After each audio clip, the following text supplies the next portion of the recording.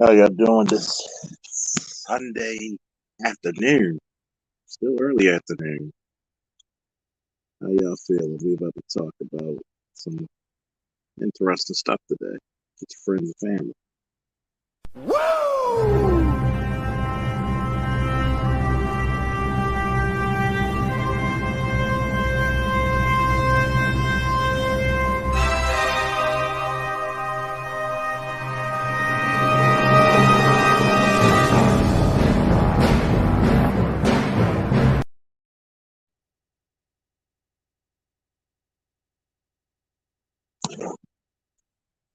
Yes.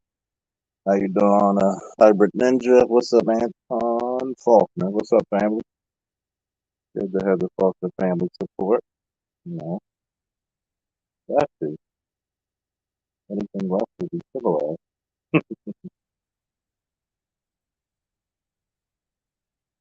Gotta have it. You gotta have it.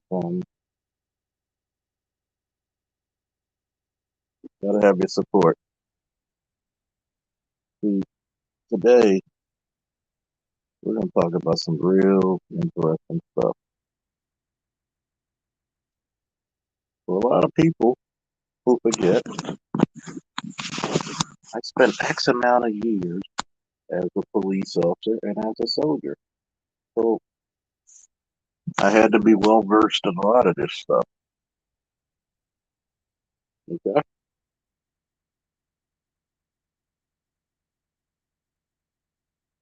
We're gonna read the FBI, you know, composite file on active shooters to give you all some clarity and context.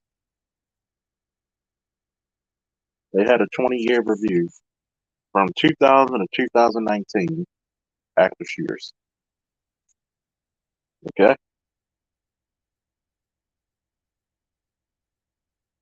Here's a big overview. From 2000 to 2019, there were 333 incidents in 43 states and the District of Columbia. Thanks. Thank you, Dino. Woo! Out of those incidents became 2,851 casualties, including shooters. 135 incidents met mass killing definition of 3 or more killings in a single incident.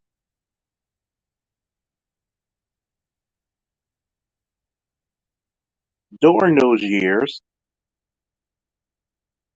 you had over 1,023 civilians killed,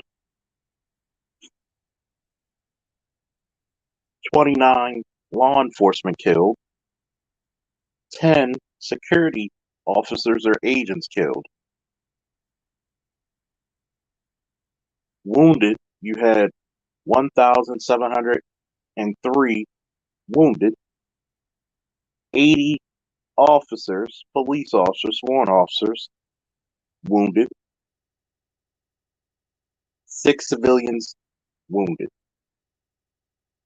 Number of shooters during those years, 345. Out of those 345 shooters, 16 wore body armor. Shooters gender, male, 332, female, 13.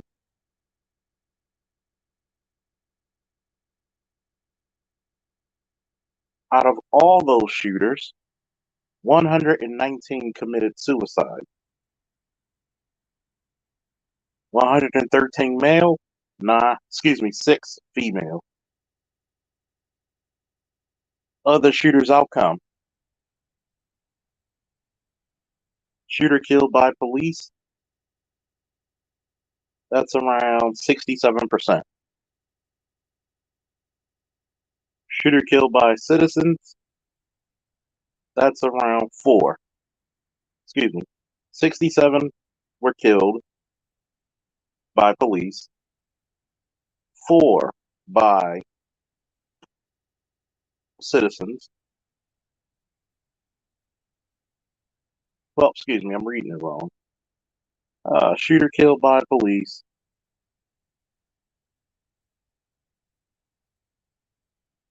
We have this damn thing all crazy. Shooter killed by police. 67. I was correct. Let me see. 4 suspects were killed by citizens. 150 were apprehended by the police, and only 5 shooters still at large.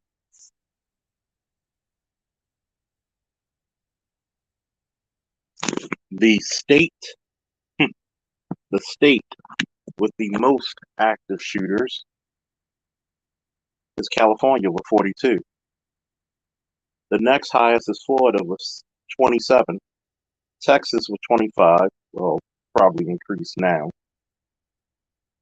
To Pennsylvania 21. So a lot of context right there, buddy. A lot of context.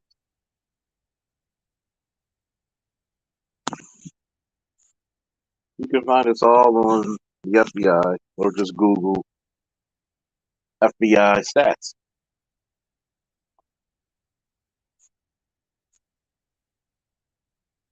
The top deadliest active shooter events in the years between 2000 and 2019 was 2010 with 27. Think about that. Second is 2012 with 21, 2014, 15, and 16 with 20. 2000, oh, I'm wrong. 2017 with 31, 2018 and 19 with 30.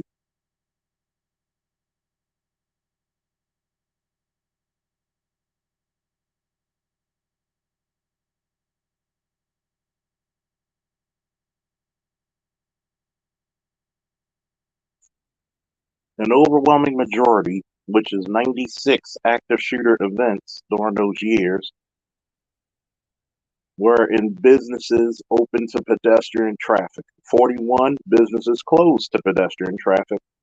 10 in malls, 18 in institutions of higher learning, 44 in schools K through 12,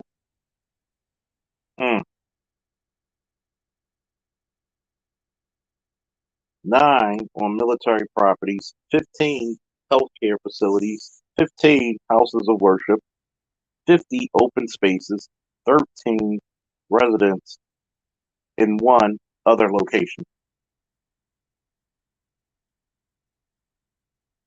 Let me know you're in the building, folks. Let me know you're in the building. Like, share, subscribe, donate.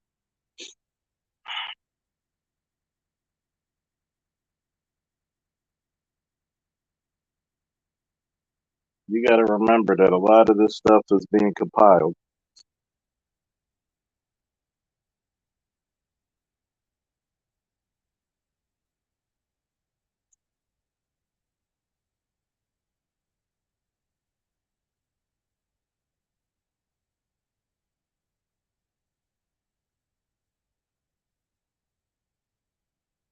In those years, 38, let me see, opened the business to pedestrian traffic business. An overwhelming majority of your active shooters are in their 20s, by the way. They go by from malls to education to open business, closed businesses. It's actually amazing. They go by gender because you never hear of women being active shooters. Never hear about that. Which I think it's funny in a way because the equality. You teach that men and women are equal, but you don't teach that they can do equal damage to a human being. Something's got to give.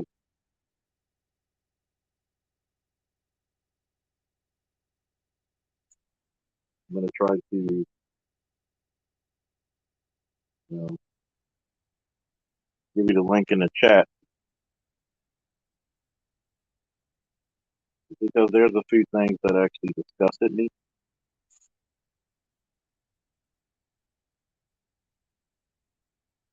Disgusted me about the whole incident.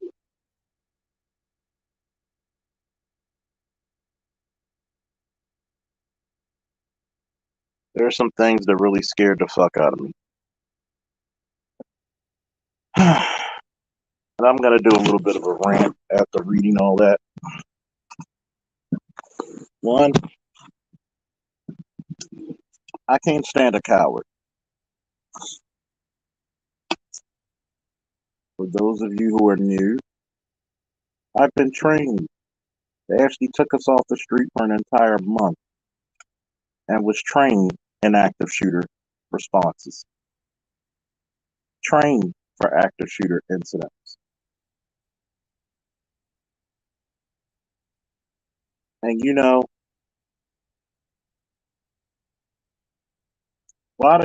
lot of those things that happened in Texas should have never happened. You literally had an off-duty border patrol agent borrow a shotgun to go rescue his daughter. Why were the police staging? Because you're not supposed to stage during an active shooter. You're supposed to go in there and eliminate the threat to human life. Studies have shown multiple times that when those active shooters are engaged, because they are cowards themselves, they're going to fall back and commit suicide.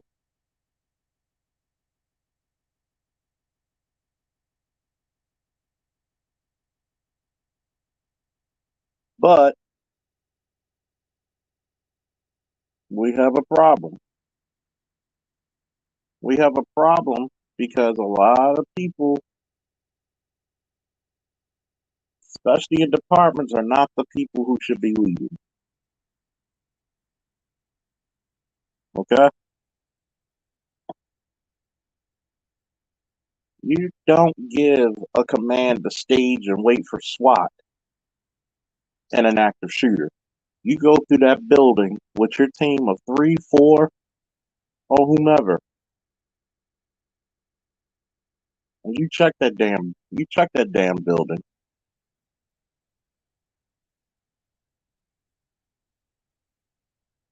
You check that damn building. How can you call yourself an officer of the law and allow children to be shot? Tell me that. How do you even look at yourself in the morning? Well, we're still early, so Black Nine and Alberta Gray and Rain, what's up? EMBR, what's up? See, protocols for active shooter is engaging the target, the suspect, and eliminating the threats. You don't stage. The longer it takes you to enter that building, the more of a propensity of loss of life is going to occur. I really want to know how in the fuck, with all the equipment that those officers on scene had, there is no fucking way nobody could have breached, that there wasn't a breach. There's no way in hell you're staying and stopping and allowing casualties to occur. Yes, you may not be there to prevent the first shot. Maybe, maybe not. But you could have prevented another loss of life. Now, shout out to Alberta Gray.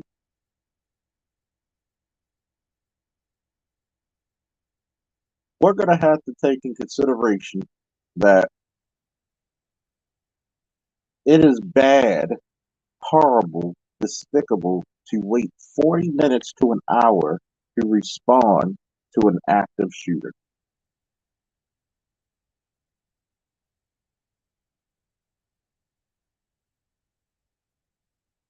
To all my Christian brothers, greetings. To all my Hebrew brothers, shalom. And to all my Muslim brothers and sisters, assalamu alaikum. 40 minutes. From I'm getting times from either an hour and 15 to 40 minutes.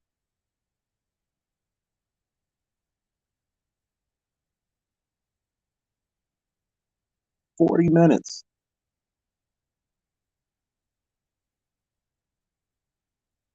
Somebody make sense of that to me because I cannot even give you any logical reason why they did not go into that building.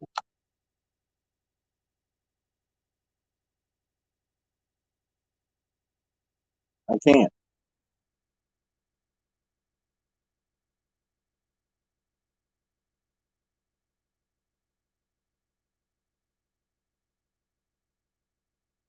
Somebody asked me, should his roll? Goddamn right they should. Goddamn right.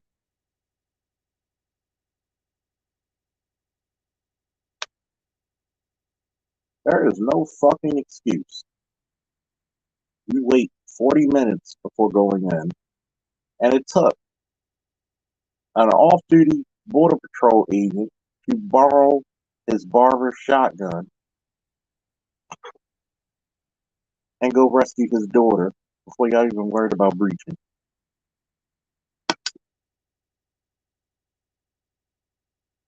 And then purposely, I don't know, willfully, mistakenly, giving out the wrong information. Think about this. Think about this. How many people can die within 40 minutes? Because I could go back and read this file and tell you how many how many of these guys actually had multiple weapons.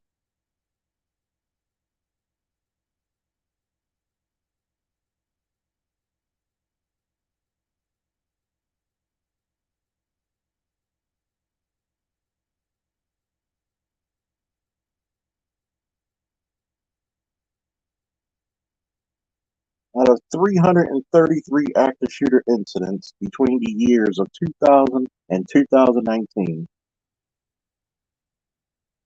handguns accounted for 67% of the weapons used.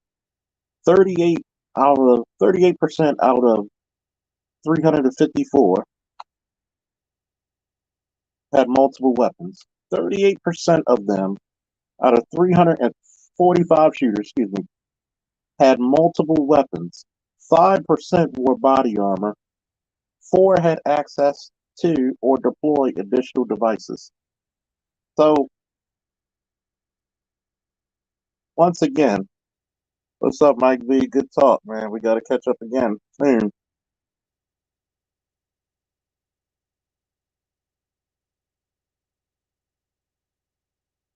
See, Oliver, you have a conscience and a duty to act.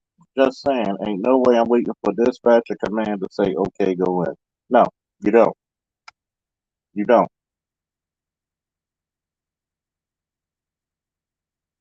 What's really disgusting is you have people, people who are trained and have sufficient firepower to go in there and handle that threat.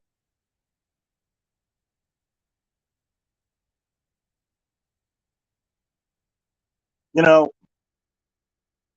the Gurkhas from Nepal had a saying, better to be dead than a coward.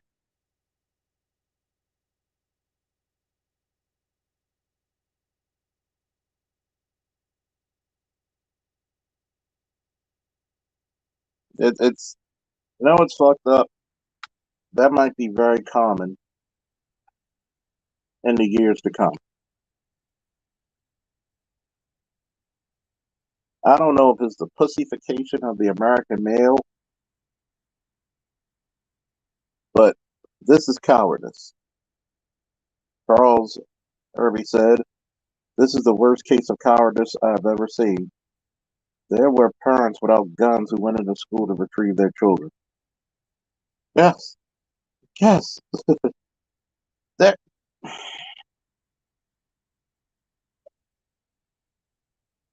I can understand men talking about the gunocracy. I talk about the gunocracy. But guess what? I don't give a fuck if there's a gunocracy or not. It is your job as a man to be a protector.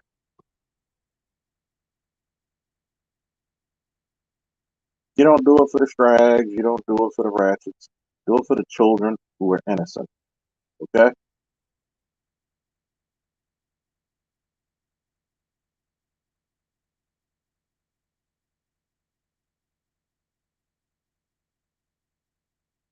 Do it for the children who are innocent.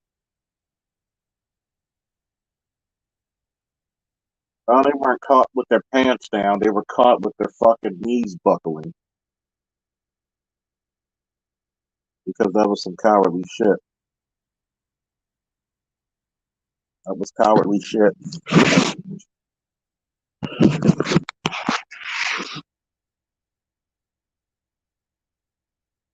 That was very cowardly shit.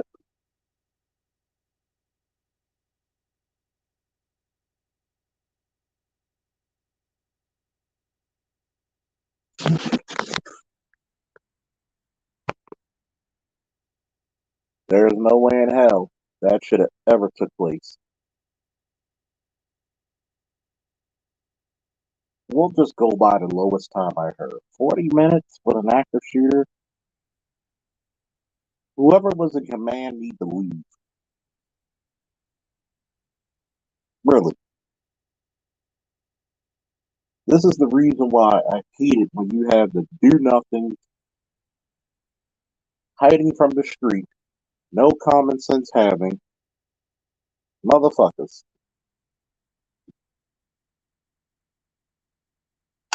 in charge of a situation. How are you? I've asked this to many damn departments.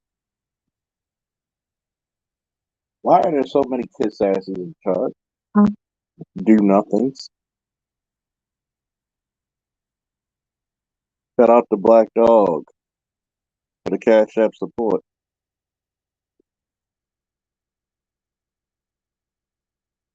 You know,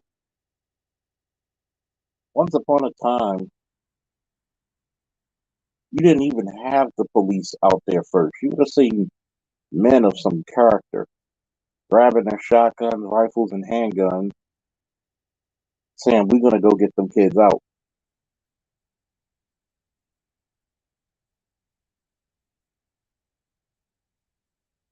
Now,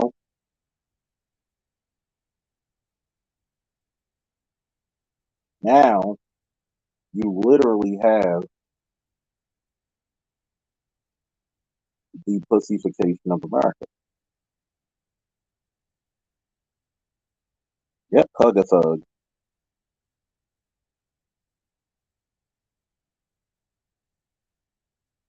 I'm gonna tell you, by FBI statistics and findings, most active shooters are 5 minutes or less.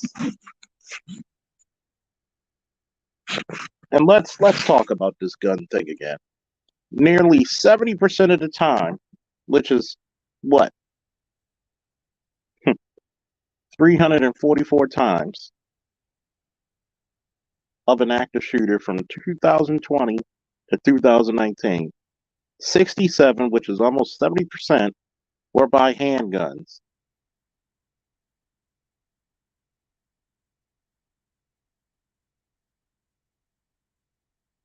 344 times compared to 144 with long guns, and 58 times shotguns were used. There is for all these politicians who want to blame the long gun, fuck you, because you're looking for votes. If I could pull this up, I'm pretty sure a goddamn senator, a mayor, a governor, a city council can pull this shit up.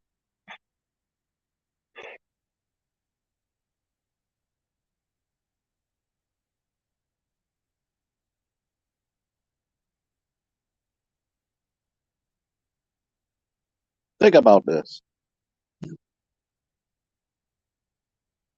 214 shooters carried a single firearm in 205 incidents. 131 shooters carried multiple firearms in 128 incidents.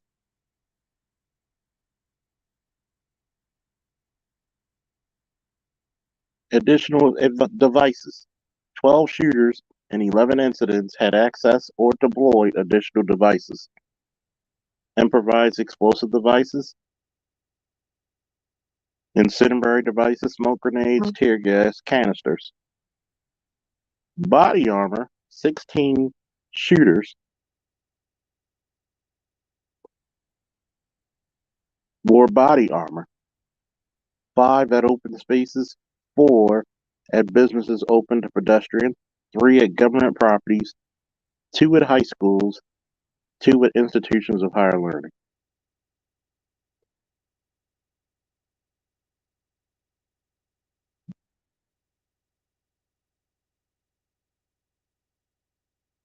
I should think about that. Think about that.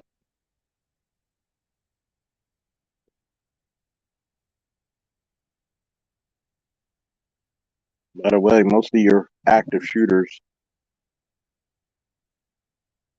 were in their 20s. The second most is in their 50s.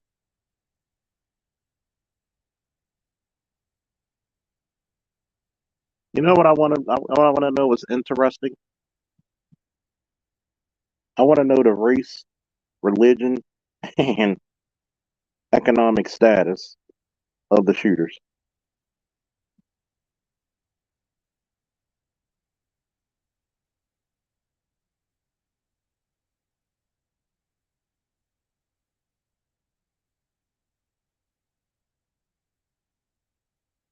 I want to know that because for some reason the black guy has been painted as the boogeyman of this country, and that ain't us.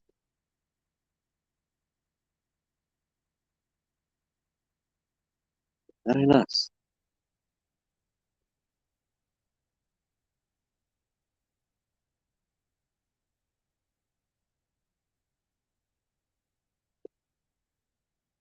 I don't know if y'all seen the short video I posted a few days ago about I think it was parochial or a Christian school where in Arizona, I believe,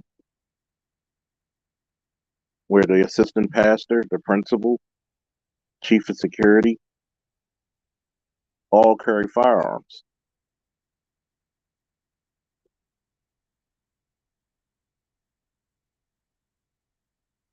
Shout out to Oliver Gray again. Also, Charles, I'll give them most non-shooters shoot better with a rifle. Of course. I'm I'm really surprised they don't put race in it. They put gender, but they won't put race. Interesting. Interesting.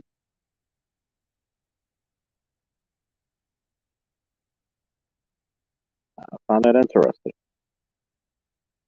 Hold on for a second.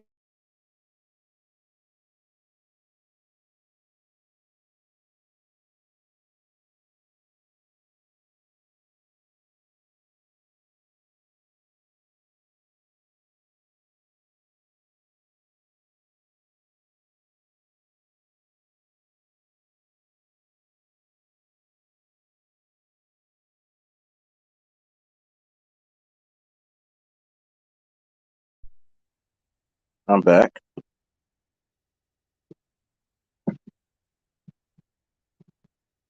A study shown between 1982, the year that I was born, and May 2022, 68 out of 180 mass shootings in America were carried out by white shooters.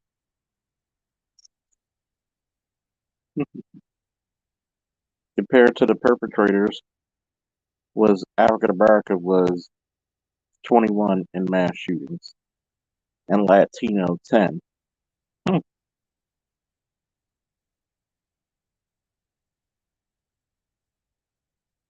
had to go look that one up for myself. I had to fight.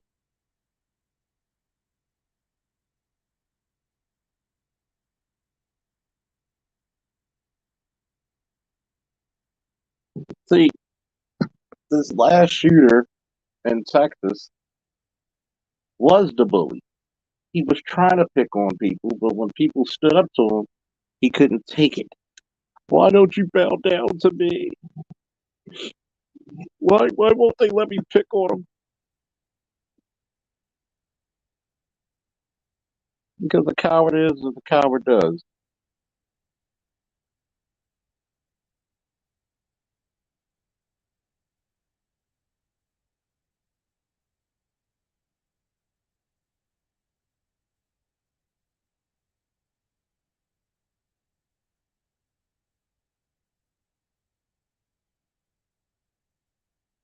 It's insane. It's incredible that majority of these people are white, but black men are the boogeymen of the country. Interesting. I find that interesting.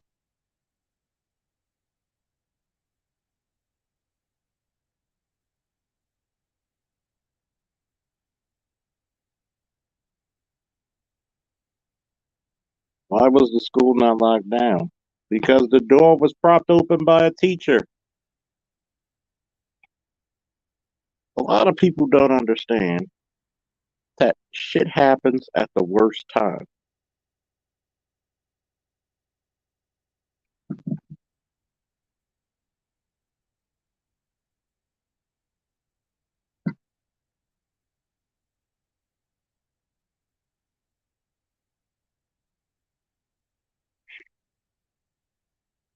The loner said, how come SWAT don't breach schools to get the shooter?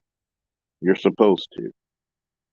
They were given a bullshit, very bullshit command of standing down waiting for SWAT. You're supposed to go in that school. Well, if you got to shoot out, break a window, do something, you got to go in there.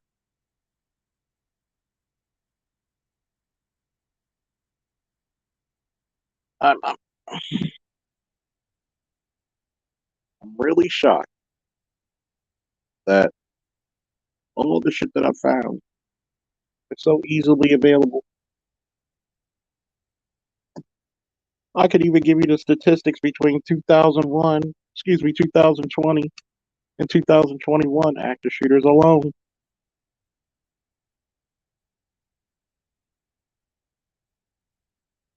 There were 40 incidents in 2020 in 19 states. 164 killed. 164 casualties. 38 killed. 126 wounded. One law enforcement officer killed. 11 wounded. Remember, this is just 2020. 5 met mass killing definition. Incident where officers engaged shooter, 8.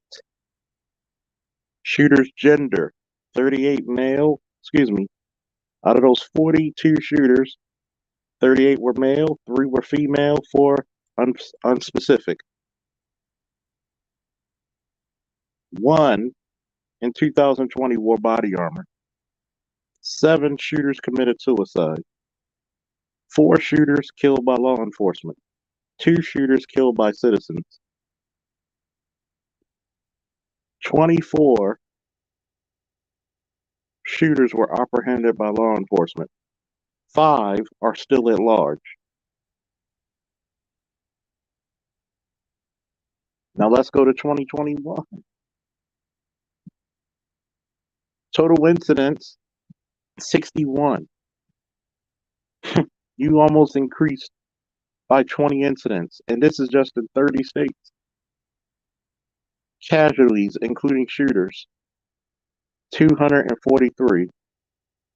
103 killed, 140 wounded. 2 law enforcement officers killed, 5 wounded. 12 met mass killing definition.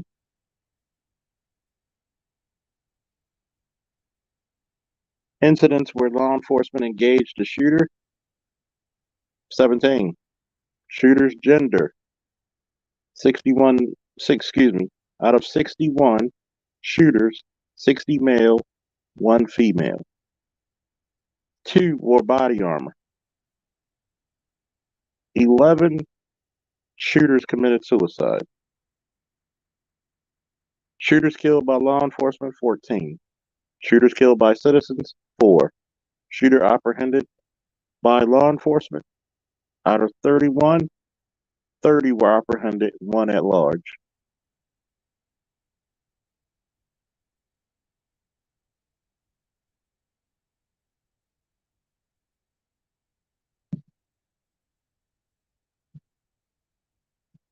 By the way, the stats are increasing year by year. Active shooter events from 2017 to 2021. In 17, you had 31, 18, 30, 19, 30, 20, 40, 33% increase. 2021, 61, a 52.5 increase.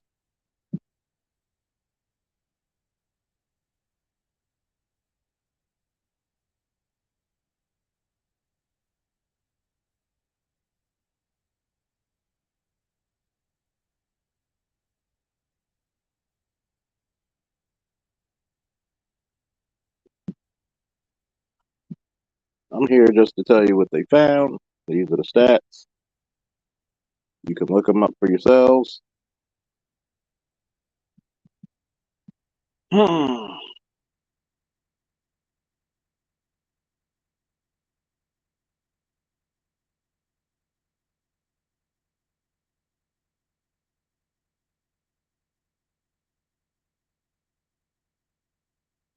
going to put this in the chat.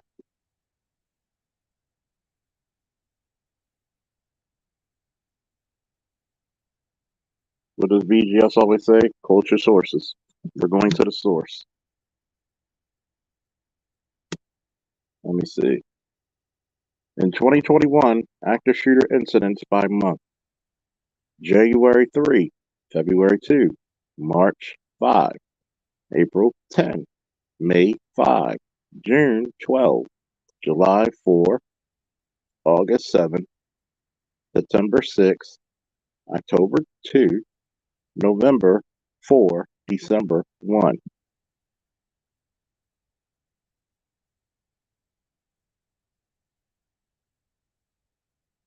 Where they don't make that determination whether if he was willingly or he was held there forcefully. They even have it down to the day. Which day is the deadliest day? It's and Sunday it's 6, Monday 7, Tuesday 12, Wednesday 7, Thursday 11, Friday 4, Saturday 14.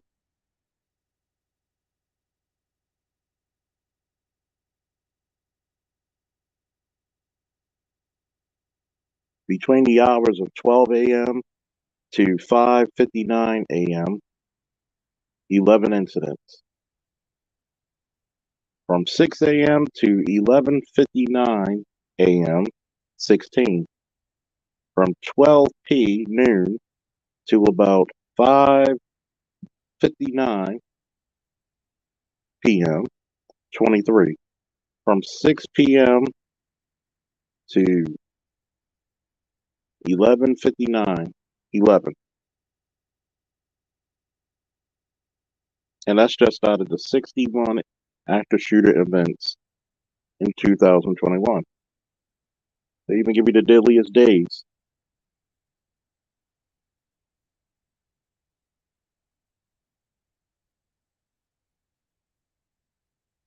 California, y'all stay shooters, boy.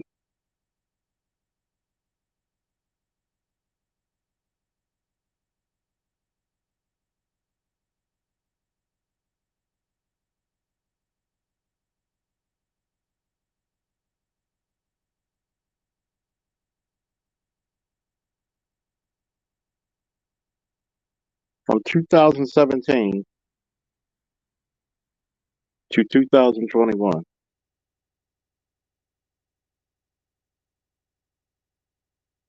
the highest being what? The Harvest Road Festival impacts the 2017 casualty count, 56 killed, 489 wounded.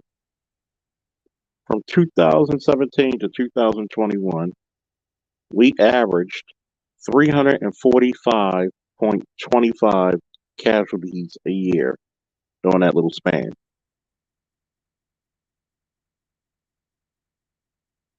Okay? Make sure y'all like the channel, be active in the channel, like, share, subscribe, let people know.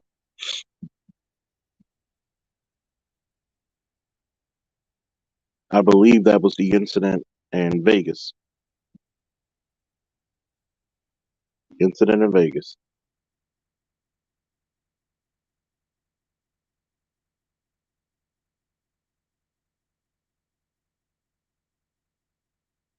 I believe so.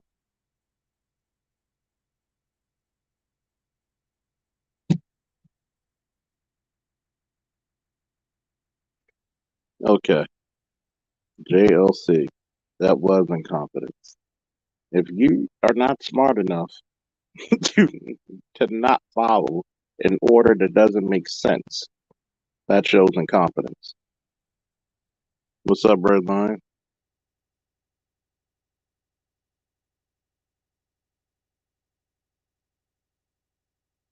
I'm sorry, but not sorry. Parents are the first line of defense for society. Mm, to a degree.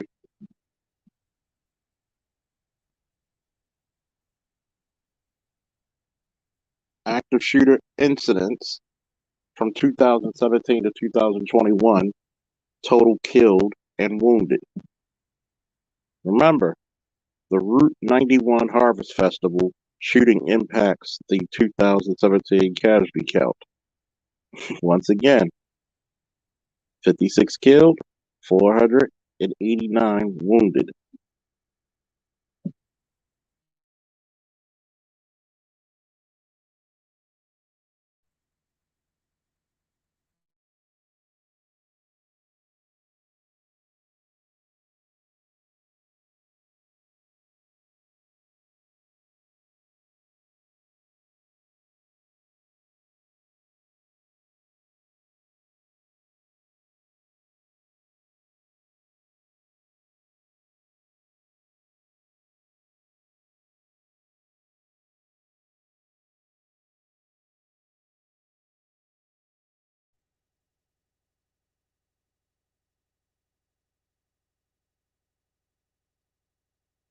Let me see. You had what?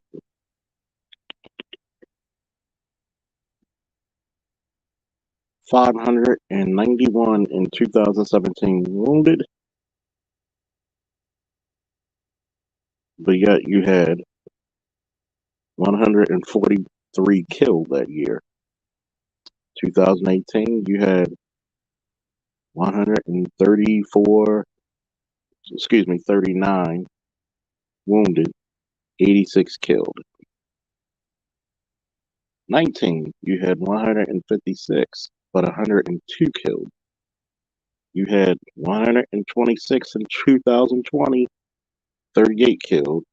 You had 140 with 103 killed.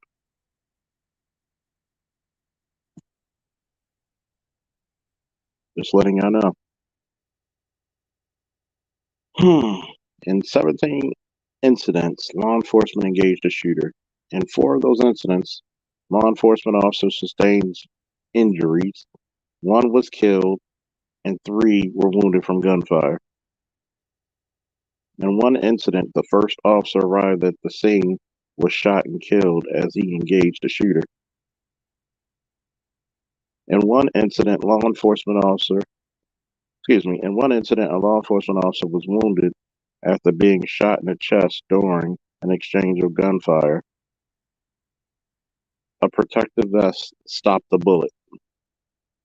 In one incident, a responding officer was shot in the arm during the exchange of gunfire. In one incident, law enforcement was shot in the abdomen during the exchange of gunfire. The wounded officer returned fire, killing the shooter. Good for him. In one incident, security personnel engaged the shooter and sustained injuries. 2 security officers were wounded during the exchange of gunfire with an armed employee.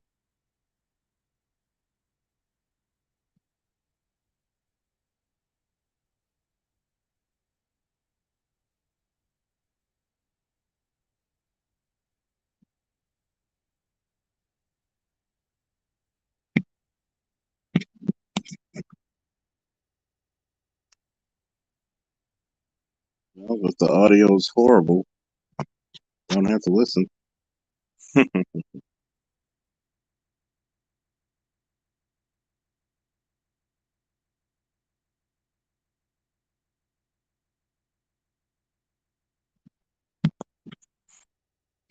Citizens' engagement and casualties.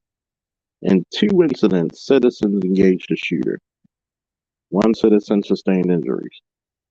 In 1 incident, 7 employees exchanged multiple volley of gunfire with the shooter, 4 of them during the final encounter, resulting in the death of the shooter. 2 of the people were killed, 1 customer, 1 employee. 2 employees were wounded. One was shot in the arm, one was shot in the leg. The shooter was killed at the scene by armed employees. Hmm, took care of themselves. FTO, field training officer. Those are the people, once you come out the academy, after you did your academic, requirements, you have to go on the street to do your field training.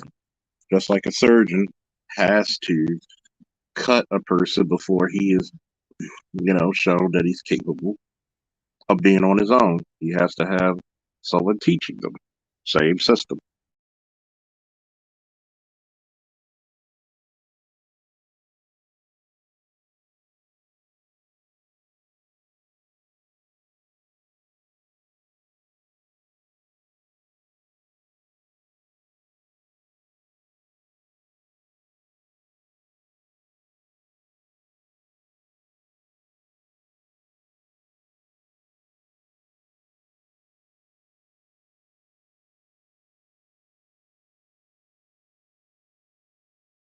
Okay,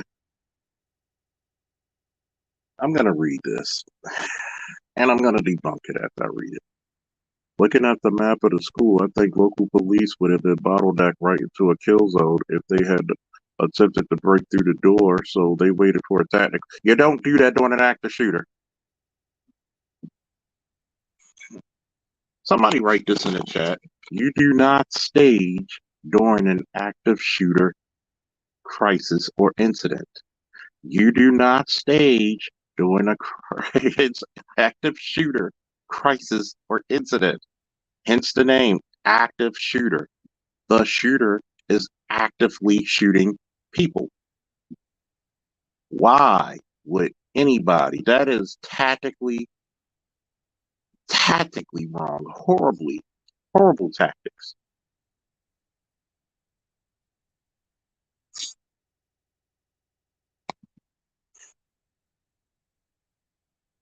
Horrible tactics.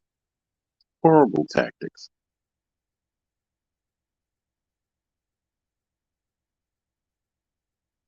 I actually kind of agree with. Standing around while people are being killed and you have the knowledge and you have the knowledge that makes you an accessory to the crime. That, excuse me, those kids deserve justice, and those who did not do their job should be charged with murder. They should be charged. What's up? What's up, Josh? Okay, active shooter policy is good in theory, but it doesn't mean it's going to be possible to achieve that goal in every situation. What is the goal against active shooters? What is the goal of law enforcement? To eliminate the threat. Each second you are not going in, there's the propensity of violence and death goes up. Do me a favor, put your expertise in the chat, please, so we all can see it. Put your expertise in the chat so we can all see it.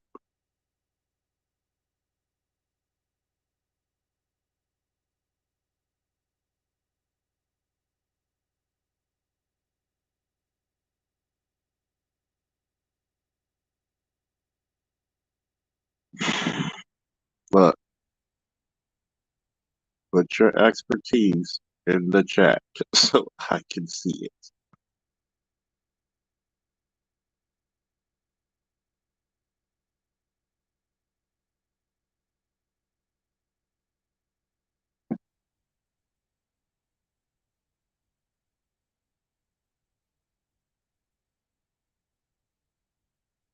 Do you understand what I'm saying about the bottlenecking? So, if you send in a line of local cops into a kill zone, you need a plan of clearing those dead cops out. You won't get in that way. I'm gonna ask you again. Tell me your expertise on active shooters and put it in the chat. Better get. We live, right? Come on up. And this is only for him. Nobody else clicks on because you won't come up anyway. So I say so.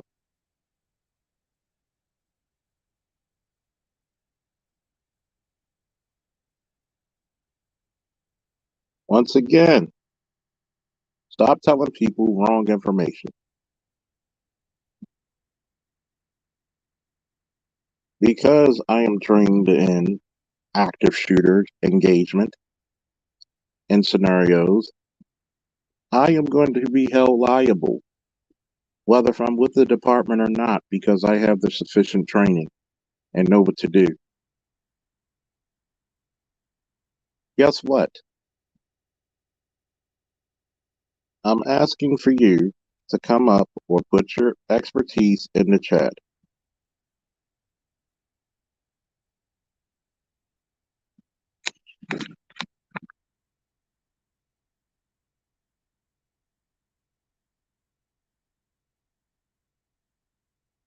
No, no, no. Tell me about your expertise or get up here and say it live.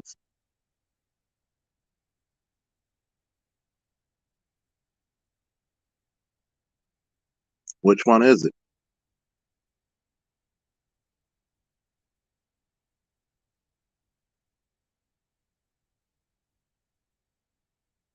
First and foremost, if you have an active shooter one,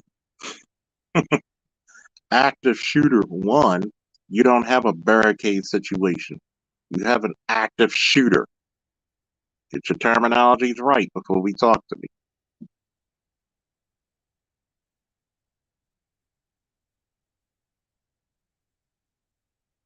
Two, I've been trained to go through bottlenecking.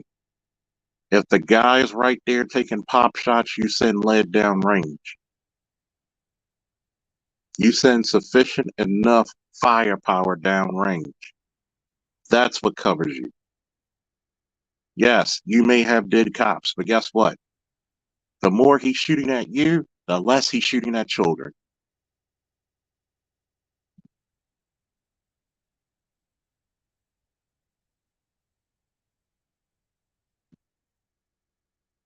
So,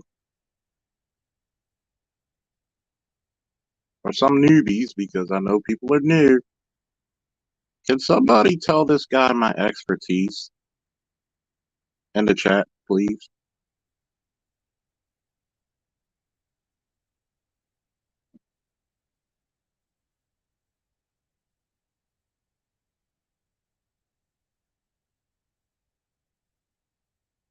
Wait a minute. Galen, first of all, a coward's going to hide behind a fucking screen. Okay? I have no bitch in my blood. Absolutely none. See, men like you, I wouldn't even piss on if you were thirsty, and I wouldn't defecate on if you were hungry. So don't you fucking disrespect me, or you could get the fuck out of my panel, my chat. Because first of all, if you can't take the fucking truth, get the fuck away from the truth teller. Nobody asked you to come up here. Take your little bitch ass somewhere else. All you doing is being a little troll who hides behind his mother's skirt, if you're not even wearing it, and trying to talk about what other brave men would do. So shut the fuck up and show some fucking class and dignity.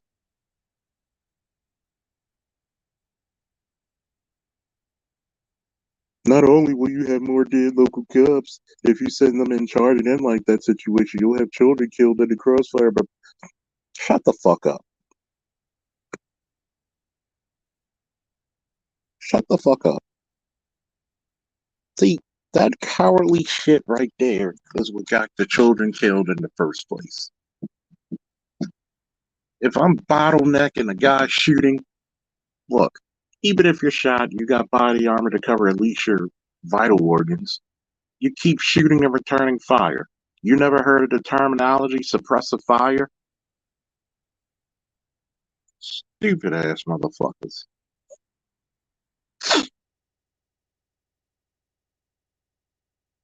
Can somebody put in the chat my fucking expertise?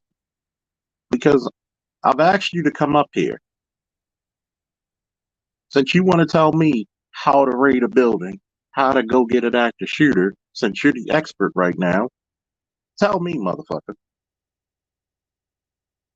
Tell me.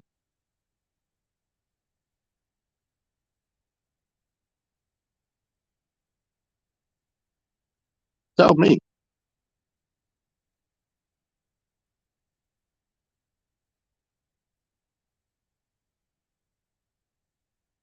Tell me. Because I'm going to tell you, it's okay to be scared.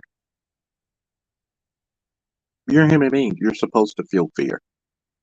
Any person that tells you he is not afraid of going into a dangerous situation is a fucking liar or a lunatic. That being said, it's okay to be afraid, but it's not okay to be petrified in fear. That fear keeps you sharp and alert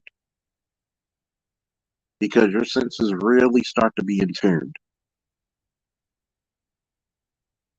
See, I'm a soldier and I'm a cop. I was part of the QRF excuse me, not Afghanistan, Iraq. I was part of the Viper team over there in Camp Stryker, Taji, Iraq. I had over 354 missions in the first 6 months alone, and I had an 18-month tour. Everything from convoy security, house and building raids, reconnaissance, capture or kill insurgent war fighters,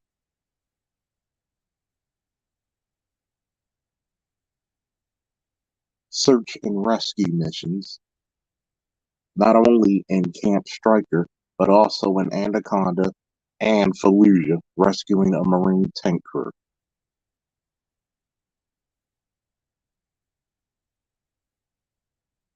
I have a ton of experience.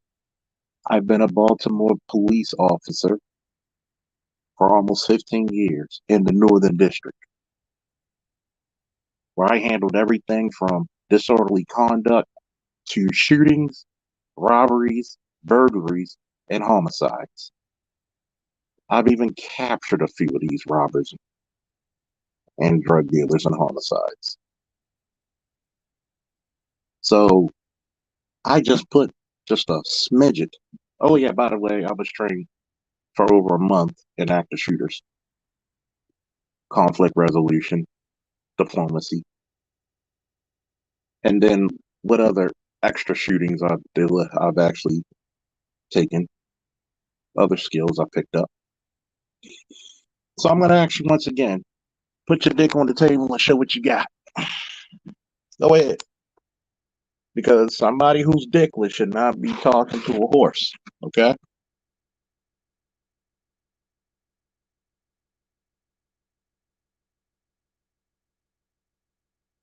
I notice a lot of people want to, oh, okay, what do you think about the pigs who waited outside for out?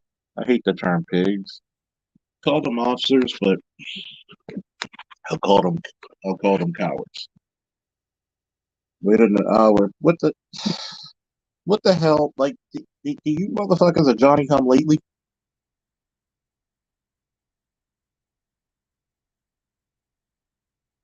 Thank you, F. Holiday. Thank you for being one of the smart and faithful two. Thank you. Crossfire versus being killed execution style one by one. Which do you think would be a better option? The Sage Apprentice said manhood is supposed to be defined by boldness and benchmarked by sacrifice when necessary. The police should have set up support by fire and sent in a raid team. Simple infantry tactics.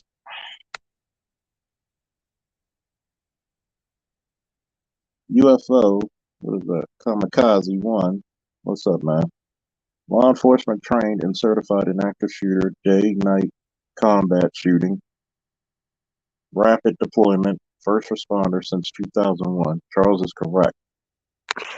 We were the second, we were like, because they literally, what happened was in 2010, they literally had a unit to fill in for my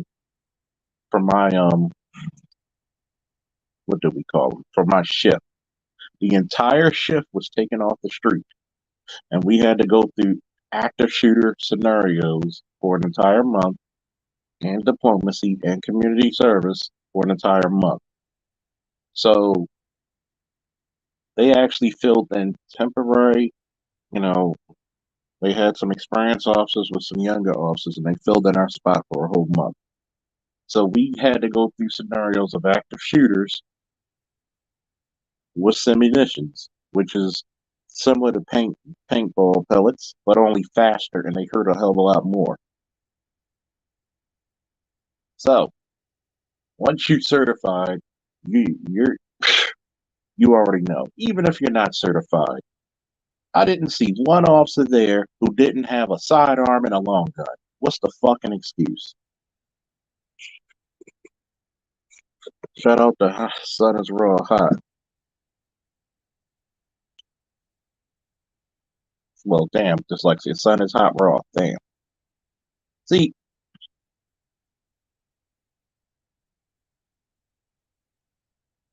question, Officer Charles. Would have been would have it been wise the officers return fire in a school and risk the possibility of hitting the kids as well as the active shooter? You gotta outweigh the options. The more I get him shooting at me, the less I get him shooting at the kids. If you're in the average, when it comes to a school, average school is pretty fortified. When, especially when inside, when you have lockers and you have all kinds of hardened structures, so you're going to have a less likely of over penetration because of the hardened structures inside the school,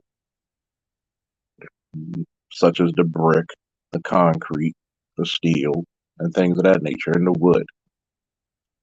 If you get bottlenecked and he's shooting at you, but you have sufficient cover, that's cool. He's not shooting at children.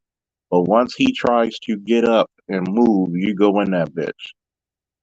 Sometimes you may, and situations dictate. If we gotta go in that motherfucker, we going in that motherfucker. Okay? See, I have to understand something, right? The department from which I'm from, depending on the year, is either the seventh or eighth largest police department in the country.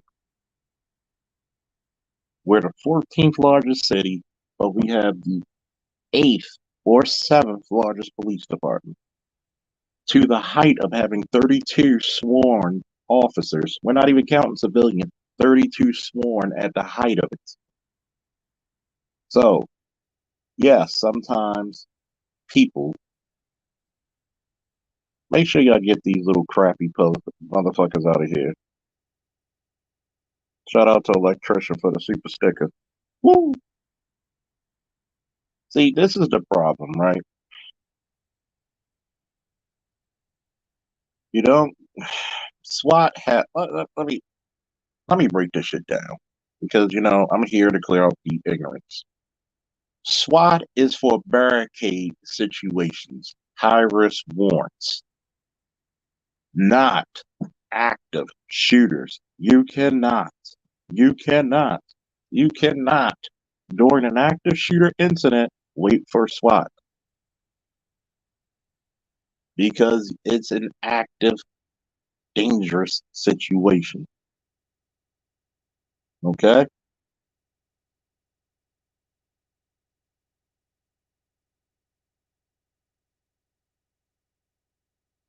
You know what? Somebody time his ass out because I just explained to you what SWAT is for. Now, if SWAT was on the scene, SWAT's going in. Did I just tell you what SWAT is for? High risk warrants, barricade situations, things of that nature. They are not going to have and will have officers wait for SWAT. No sense. Huh? Makes no sense. Okay. I'm going to tell you. I need one of you motherfuckers to come up here and tell me why it doesn't make sense. Since you're the expert.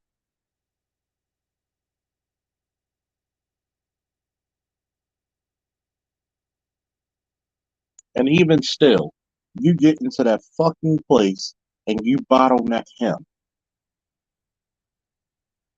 Because one, I'm going to tell you what really would piss off a SWAT officer or anybody who's been in tactical training. When you have a soldier or officer on scene who cornered the guy and have him barricaded in a fucking place and he's in a spot where the shooter can't shoot him and he may not be able to shoot the shooter, but he knows the shooter's in there. Why would I not go in there to locate that motherfucker to keep him from doing what he's doing? Wouldn't, even if you need SWAT at that moment, wouldn't you hold the ground? You don't give ground. You gain ground. But yet, I'm going to have a bunch of idiots try to tell me something which I've been privy to for years. Because I'm going to tell you what, if one of you trolls don't come up here, ban them from the channel. Order 66 has been given. You got 1 minute.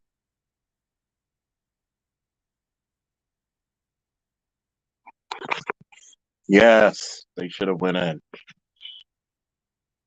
They should have went in.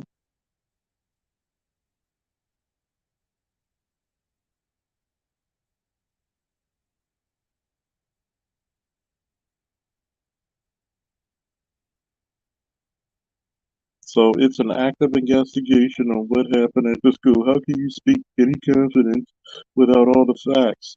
Well, we know one of the facts that they had to admit, and the people on the scene already fucking admitted that they took 40 minutes at least to even come into that fucking building. So that's factual. So shut the fuck up.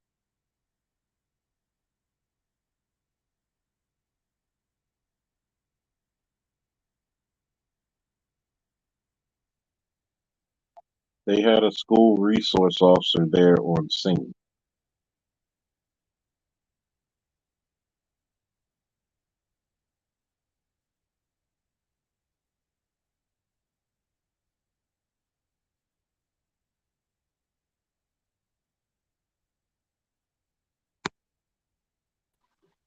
What's up, Bitter Truth? What's going on? Oh, okay. So let me tell you a true story. One of my ex-girlfriends, she was dating this guy, and I know why he held her hostage. I mean, what that mouth do was something special. At any rate, he was holding her hostage in a fast food restaurant, with a gun and everything. The police surrounded the building, sitting up here trying to negotiate with his ass. But her brother, who had just got back from the military, all right, he had served in active combat and everything. When he showed up at the scene and saw that the cops was just sitting around shooting the shit instead of going in there and getting his sister, he jumped in his car, drove through the barricade, ran through the goddamn fast food place. Dude tried to run. He called him and beat the shit out of him before the cops finally stormed the place and pulled him up off of him. So all this sitting around, negotiating and all that's for pussy. That's for pussy. Because if I if I had a kid and I hear my kid's school active shooter and I get there and I see the cops telling everybody, get back, and there's nobody trying to do their fucking job, which is to get in there and save lives. I mean, we're talking about children here. What type of fucking moron of a captain, sergeant, whoever, street cop gonna sit there and surround the building and wait for SWAT while this guy is in there shooting children? You a bitch. Personally, if you ask me, I think the lowest charge these motherfuckers should face is dereliction of duty. But from the top, every cop on the scene to the cops that was in charge, they need to be charged. Because those deaths were on their hands. And whatever teacher that left that door open, bitch, you're being charged too. I'll find something to charge you with. I'm because gonna you got people killed. I'm gonna tell you what we could charge with, at least in my department. You would get charged for dereliction of duty, unbecoming an officer. You would also be charged with cowardice. And that's But probably the word, cowardice. and here's the bad part about the way shit is. There are some women who've been charged with cowardice as well as officers, and they were allowed to be promoted. I'm How do you, how I'm, do you I'm charge somebody with cowardice and then promote them unless you're talking about the good old boy network? it's the network. And see, Yeah, and the only reason you would get charged with cowardice as a cop is if you put another cop's life in danger. here's the crazy part. Ryan? Here's the crazy part, Bay. There's a reason why I have a sidearm and three magazines with. There's a reason why I have a flak vest in my truck and a rifle For shit like this. for shit like this. I left the department in December. You think if I hear gunshots in a school, I'm not going in? Like you just gonna pull out your phone? You gonna No, pull out your phone?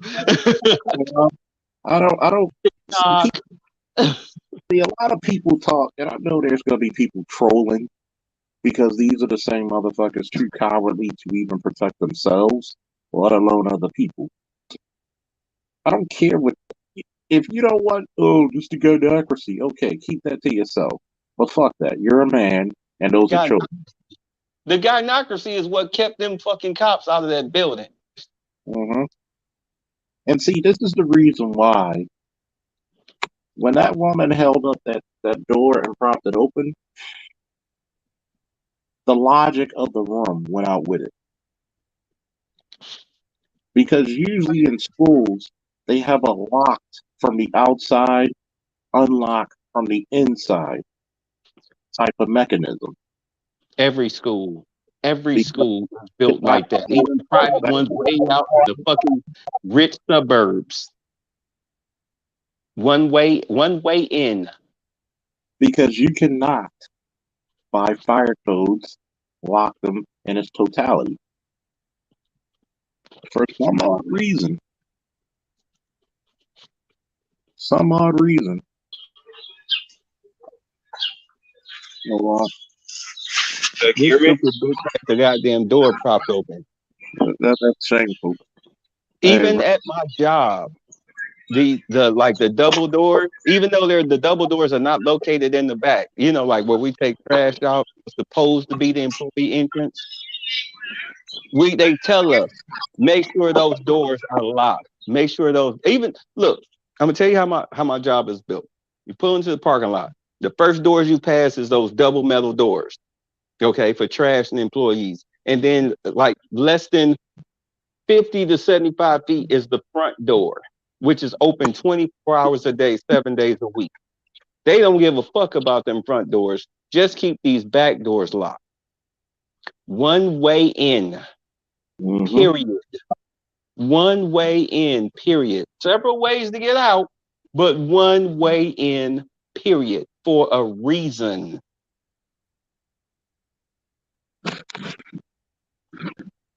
And Alex, that's this right here is why.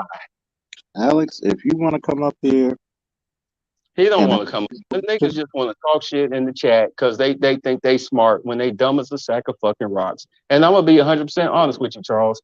To me, if you ask me, if you've never served in any type of military service, you shouldn't be a cop. The main criteria for being a cop should be did you serve? yeah, If you didn't serve, then don't put in the application. Don't waste your time wasting ink on that 35 fucking page application that digs all into your life. mm-hmm. Don't waste the time. Don't bother. See, this is the funniest part. You know what I always say, Bay? I've said for years. I've always asked people, "Are you black?" And they'll be like, "Yeah, I can tell because you're the only motherfucker who argues with the fucking expert." How many black officers do you have candidly talking about situations like this on YouTube? None, as far as I know. But back when we had our store, we used to here in Atlanta, we used to have black cops come in all the time, and they sit down and talk to us just like you talking.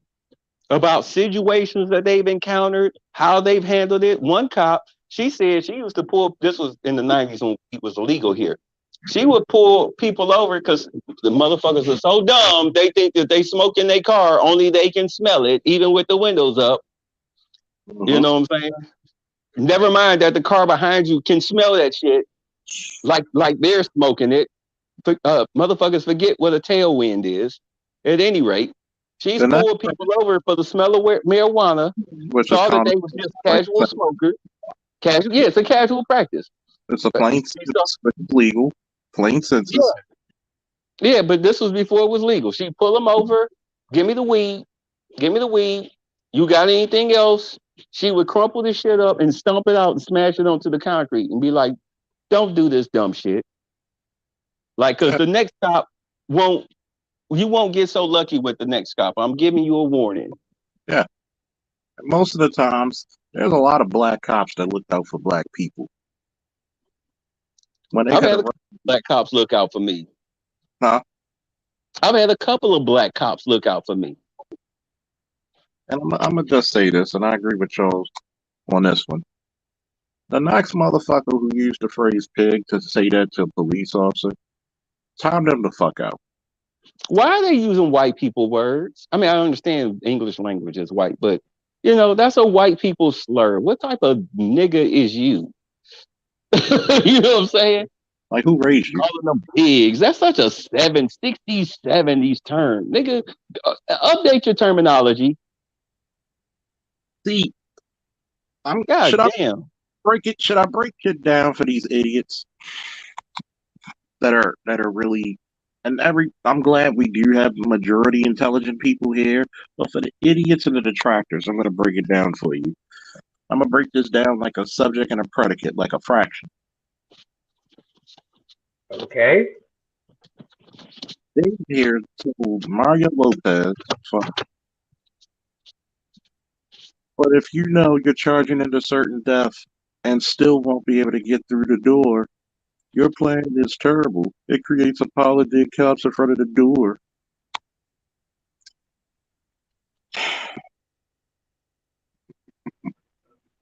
See, this cowardness, man, is an infectious disease. I really do hope that the parents of those kids push for those cops to be dealt with. Everybody on the scene and everybody in charge that was in charge of that. I really, really do hope that they push for something to happen to those assholes. Like, no, you don't get to Okay. harass the local citizens with speeding tickets and arrests and all that shit. But then when some real shit go down, you turn bitch. No, you're unfit I'm for gonna tell service. you. I'm gonna tell you. Excuse me, My, Big, hold on. if I I'm gonna may. tell you something. Okay. Hold on.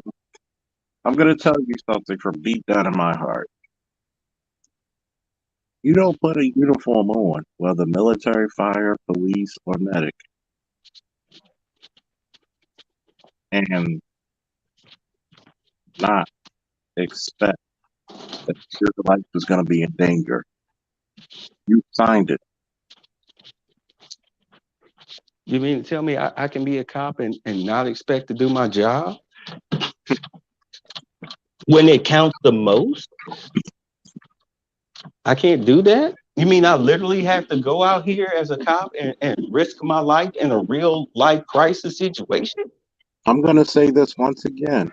Tell me your expertise in military and law enforcement, or bring your ass up here and say it. Otherwise, you got 2 minutes before we bounce you out of here permanently. Somebody start a 2 minute clock. They not gonna do it. They not That's gonna do it. If they was gonna do it, they could have been done it. How long did you have me sitting backstage? for a minute. Yeah, about a good 15 minutes. F I Holiday, put him on a two minute. changed my clothes and everything.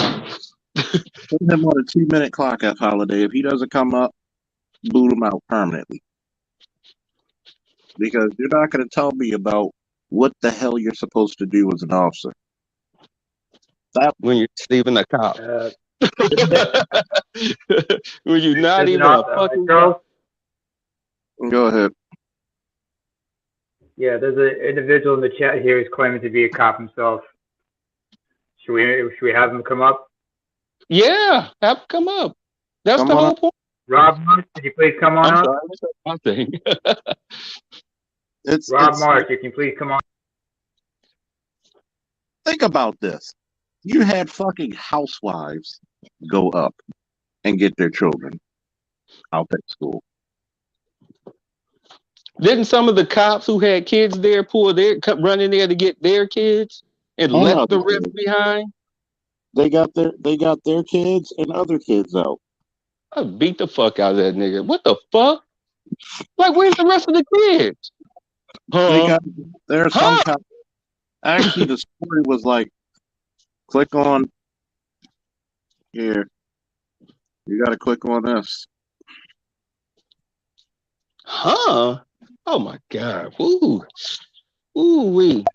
Once I heard because that, I'm gonna tell once you. I heard it, go ahead. I'm gonna tell you because it was a border. What was it? A border patrol agent getting a haircut. He was off duty. His wife was a teacher there. She sent him a text. There's an active shooter. Come quick.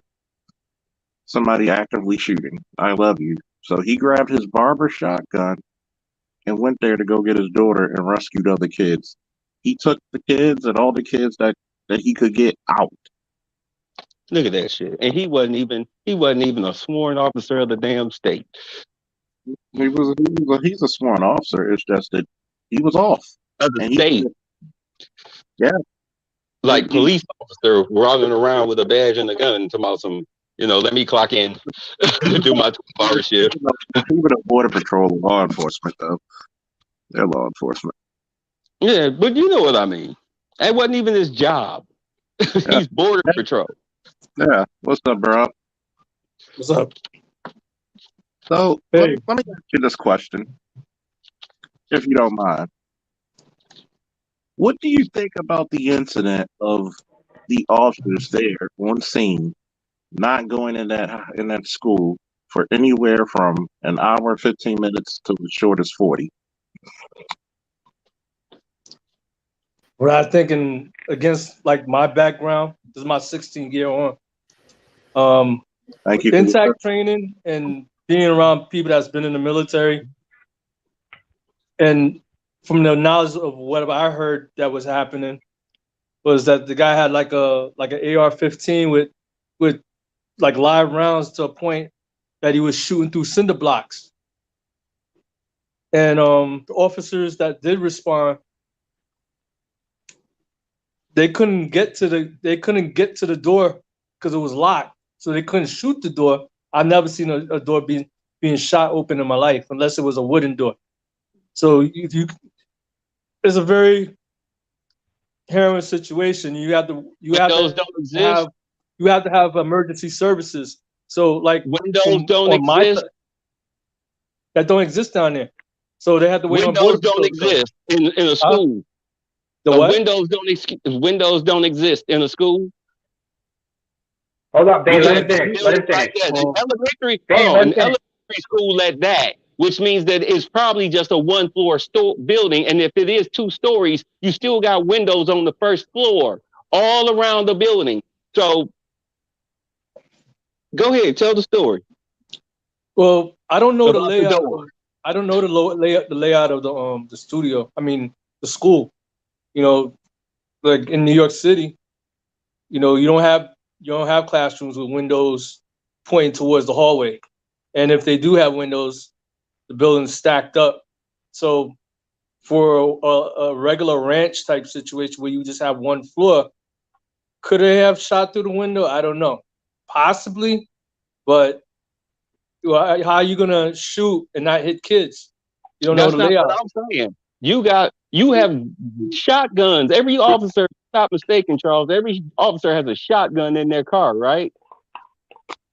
Depends on the I don't jurisdiction. know. Okay. Now We you don't know. got I don't know about the shotguns. jurisdiction. Hold on. You got shotguns. Shotguns have the freaking shoulder. The I'm trying to say shoulder harness, but I'm not. But you've got the butt of the gun that rests on your shoulder. That's what that's what it's for. So you can deal with the recoil. You mean to tell me that these cops The were butt too of it. fucking stupid? to circle the building and attack, try to penetrate it from the back via coverage. Because do understand, every cop gets covered. Cover me, man.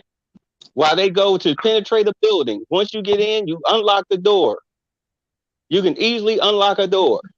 You could have got in through the cafeteria, a classroom, whatever. And at the same time, you could have been getting kids out while you're doing that. It's possible, Right? but So I don't know the situation. but I I want you learned to that. I want you to understand why people are Hold on, scared. Hold on, Bay. Let him finish his thought. And you got I that. just learned one I'm thing. I can't Monday night quarterback. I can never do that. Mm. We don't know what was going on with those officers, and we don't know if what their firepower was and what their capability was, and if they've been through training for an active shooter. I have. What city was it? What city was this? It's a small town in Texas. it's off the border of Mexico, right? Small town off the border of Mexico where they have a lot of problems with illegals and drug activity and whatnot. And you're telling me they was just all out there all Bernie Pop. They just only had Mayberry firepower. And It's here, possible. it's possible because, like I said before, and I have to put this in context. My department. Why do you have a SWAT team? Hold on. I'm going to explain And a then lot. I have a SWAT team. That's why they have to have border patrol in, and border patrol can come in within 100 miles of the coast. Yeah. And they may have ESU equipment. So they can break open the door. They can have shields. They can have flashbangs. Those things they can have. A regular county cop may not have that. The most they may have is a shotgun or an AR. But I don't know the capabilities of it. We don't have a national police force. We're talking about a whole department here. I'm gonna explain. I'm gonna explain this real quick. Please do. Baltimore is around what? Last time I checked, around the 14th largest city. Somewhere it might be smaller now because the population's decrease. We had at one time the 7th or 8th largest police department. At the height of it, we had 32 sworn officers, not including civilians. So a lot of people are spoiled, even officers. We talk about the lack of stuff. There's some departments that only have 20 people, if that. Now, SWAT, which is a federal, the reason why they change it from QRT to tactical, they call it SWAT because one, that's the national name for it.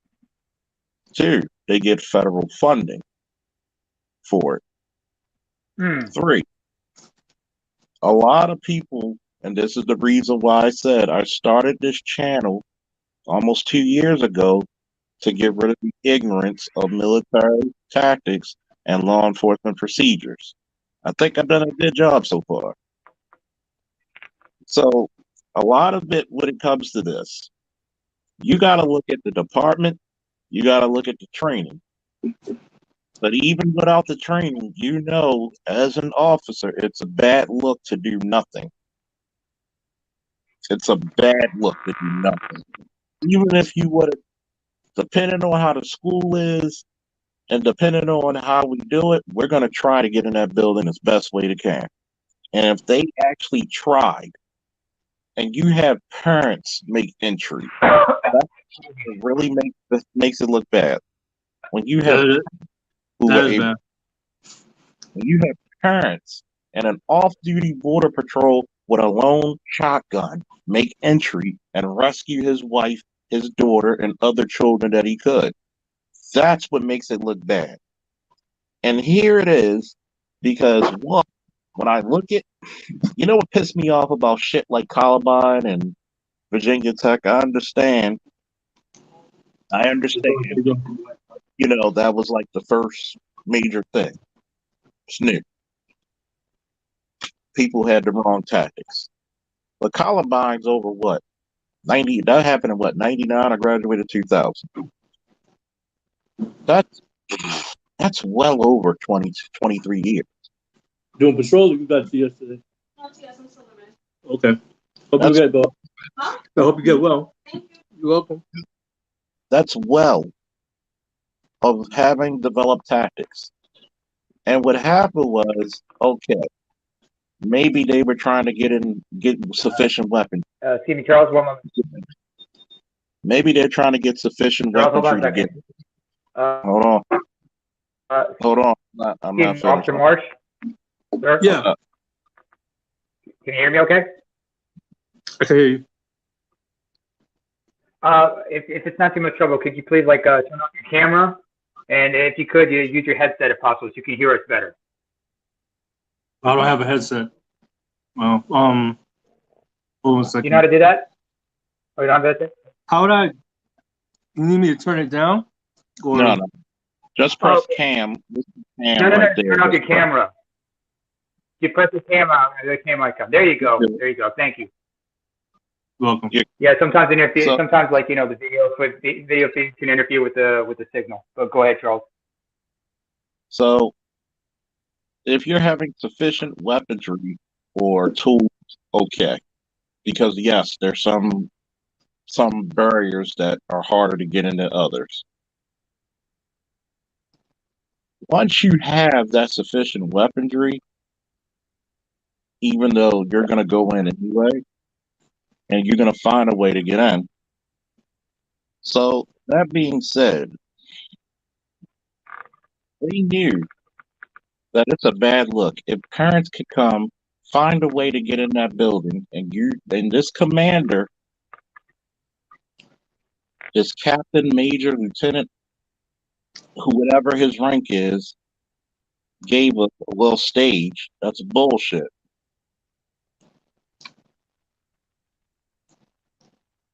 I honestly think they wasn't prepared.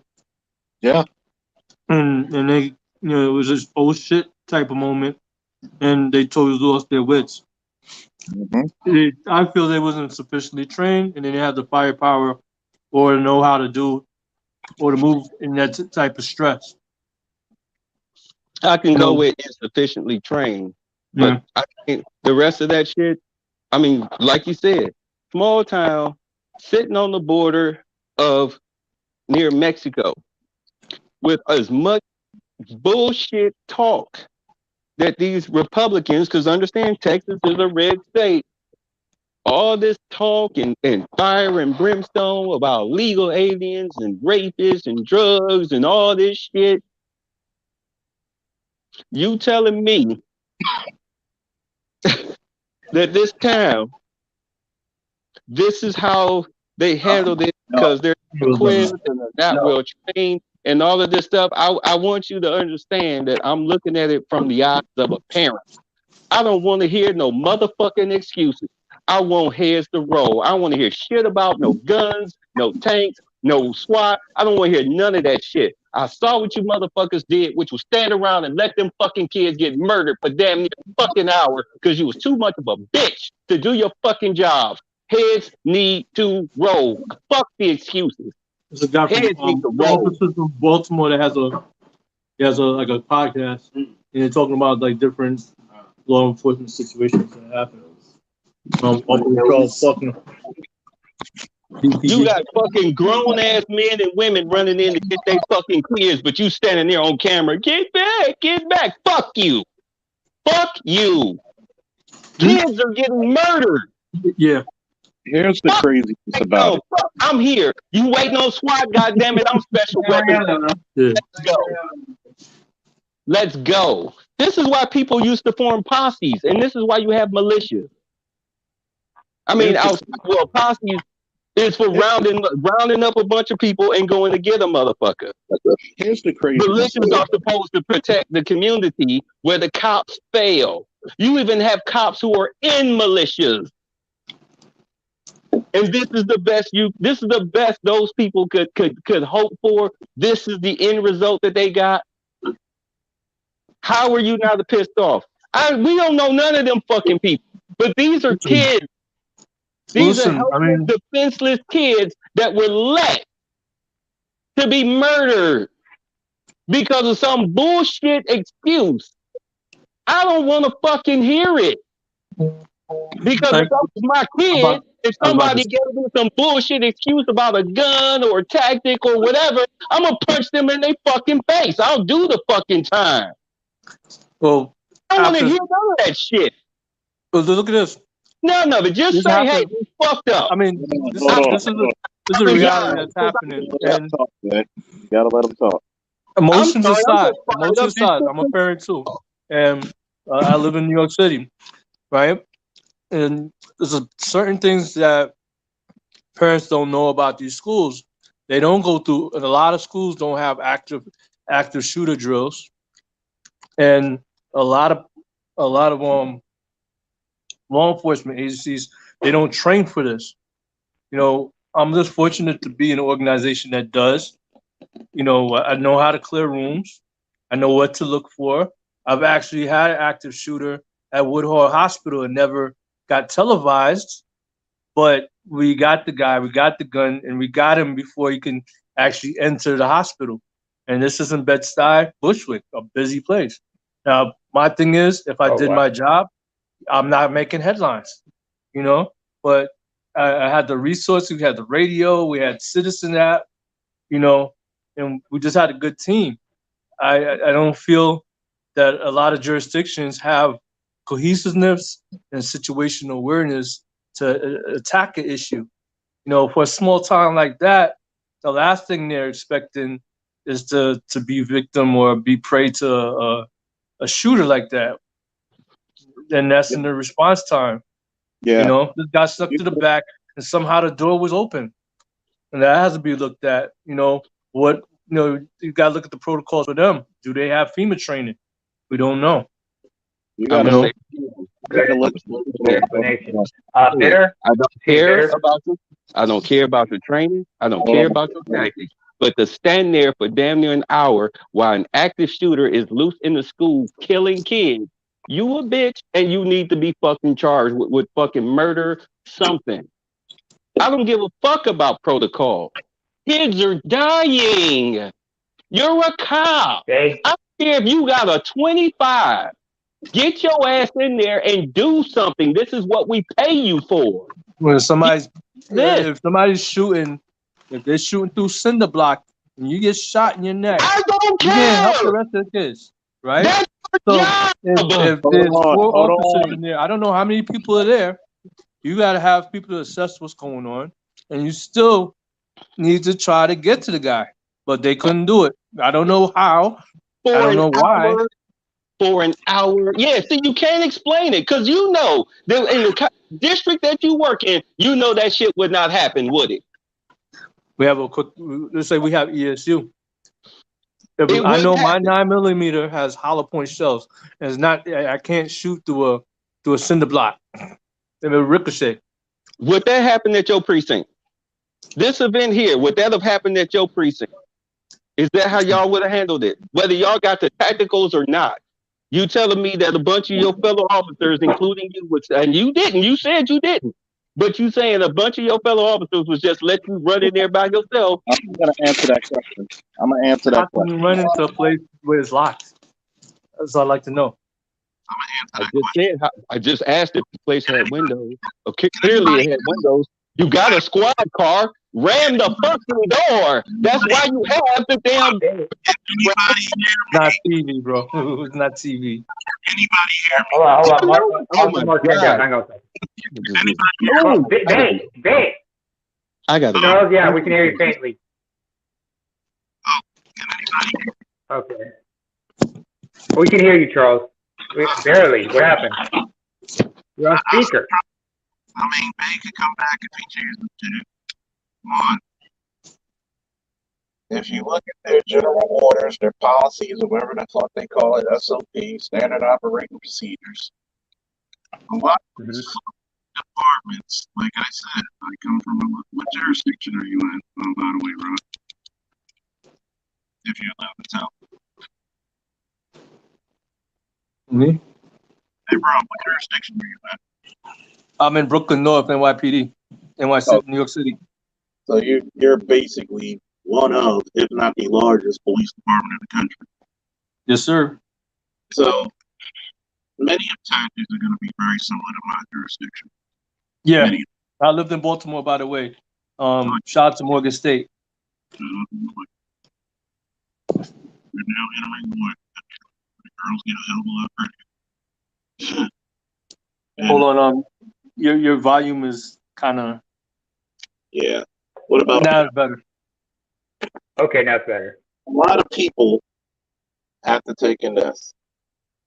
Small towns do not handle big crime shit. Exactly. Am I making an excuse for the officers? No. Even Rob said that's a bad look. Even he said it. So, I'm going to answer your question, Alex. So, if your commander gives you a lawful officer, gives you a lawful order, you follow it. That is not lawful. Because you're going to try to find a way. Can't hear you guys. I don't know what's going in and out. Hello? Cam, Yeah, Can you hear me? we can hear you. You're like kind of you're kind of faint. What is muted. it? Are you on speaker? Check the audio settings on your. Check your audio settings first of all. Hello. No, so faint. Yeah, my volume is What about now? wonky. Still low because on my phone everything's at top. It's topped out. Okay, You're I can hear good. you. It's like low. you sound okay now, Charles. Try coming out and I'll bring you back in because sometimes that's the Okay. issue. I'll get off this. Jack Napier, Charles, do you live in Texas? I do. Small towns, including the big towns, have an insane amount of law enforcement agencies. You know what I'm getting sick of? I'm getting sick of motherfuckers not comprehending and listening to what the fuck's being said. Okay? Small towns do not handle big city crimes. Not usually. A lot of your fucking towns in Texas and in other really large states don't handle 300 plus murders. Don't handle so many things. Okay? Because for some odd reason, a guy like Rob, who works for NYPD, will understand what the hell I'm saying, that small towns usually do not understand nor comprehend big city crime. The training and resources can be different if they have training at all. They don't get half the stuff I'll that give- we get. Exactly. They give Sorry, go ahead, Rob. They give you plain clothes training. They give you chemical warfare training, like decontamination. They give you counterterrorism training, narcotics training. I even got boat training for harbor because I used to work, on a command close to the East River. So if I had to do a boat rescue, I could do it. Those are the resources I get, and even like I said, active shooter drills. We've done intact where you have a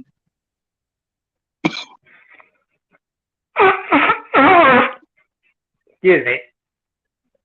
Oh, I mean, you got. can anybody hear me? Yeah. I gotta go. Okay. Okay. Thanks for coming up. I know you just came and you're still on duty, but here's the fact of the matter.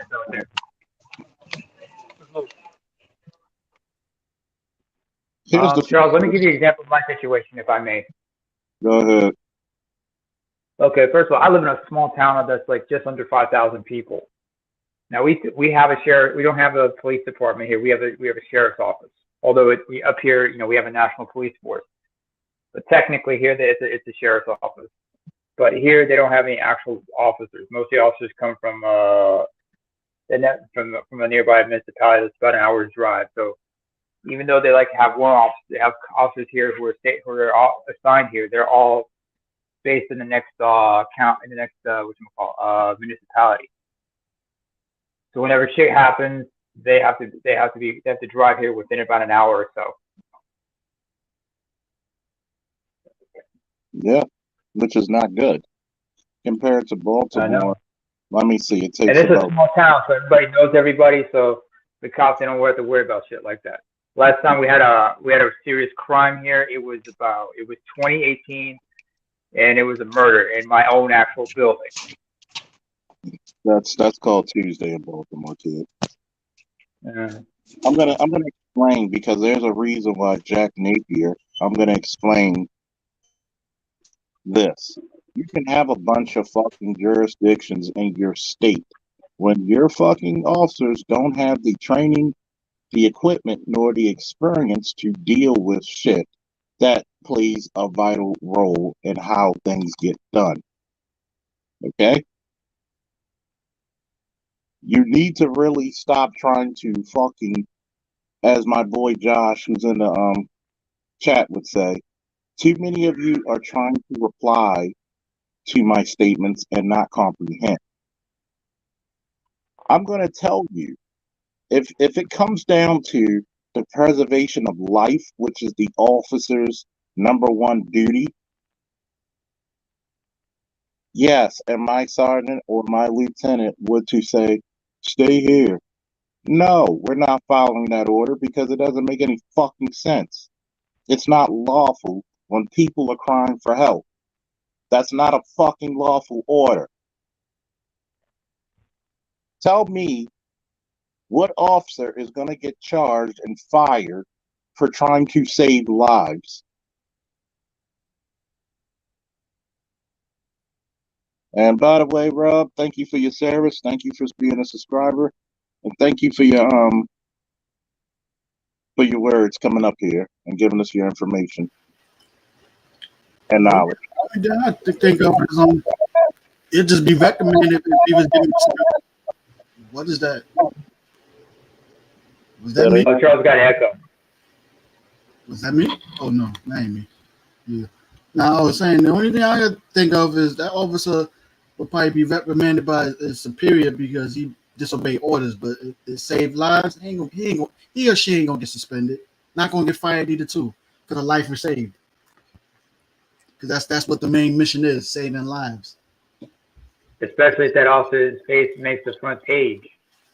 Mm-hmm. If he gets fired, guess what happens to the department? It'll look bad on them. It'll look bad on the boss of that AG. They had the mayor women come down on him. What the hell's wrong with you? Wait a minute. Hold on for a minute, Mel. Yeah. Who was never an officer? Who are you talking about, Alex?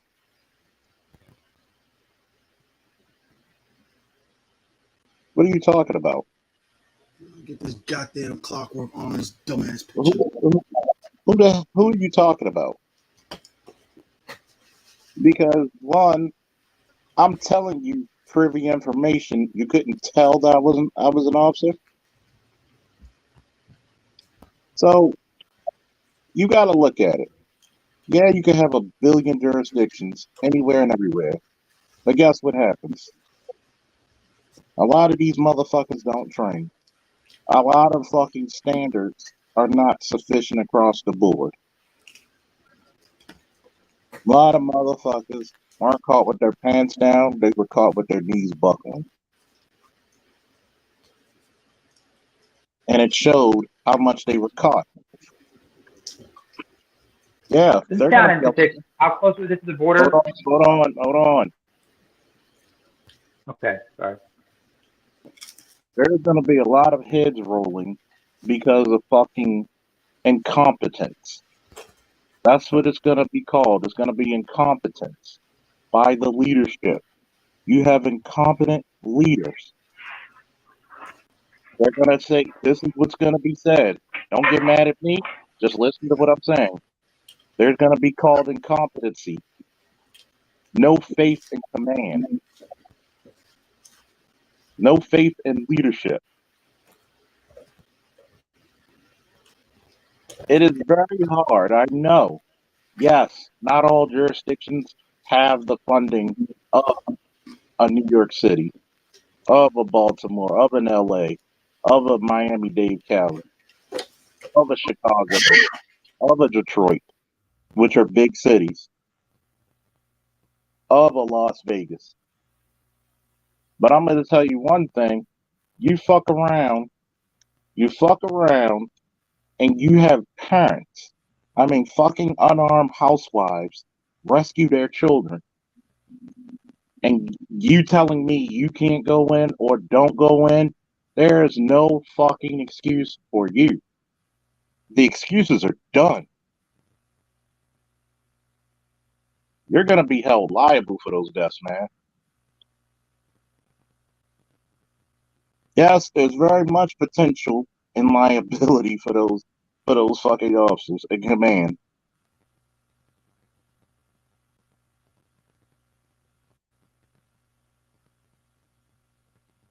Yes, they're gonna investigate the fuck out of them.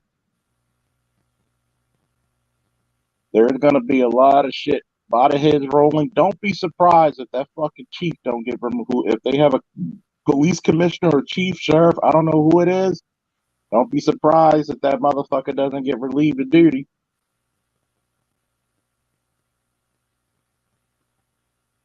But you know,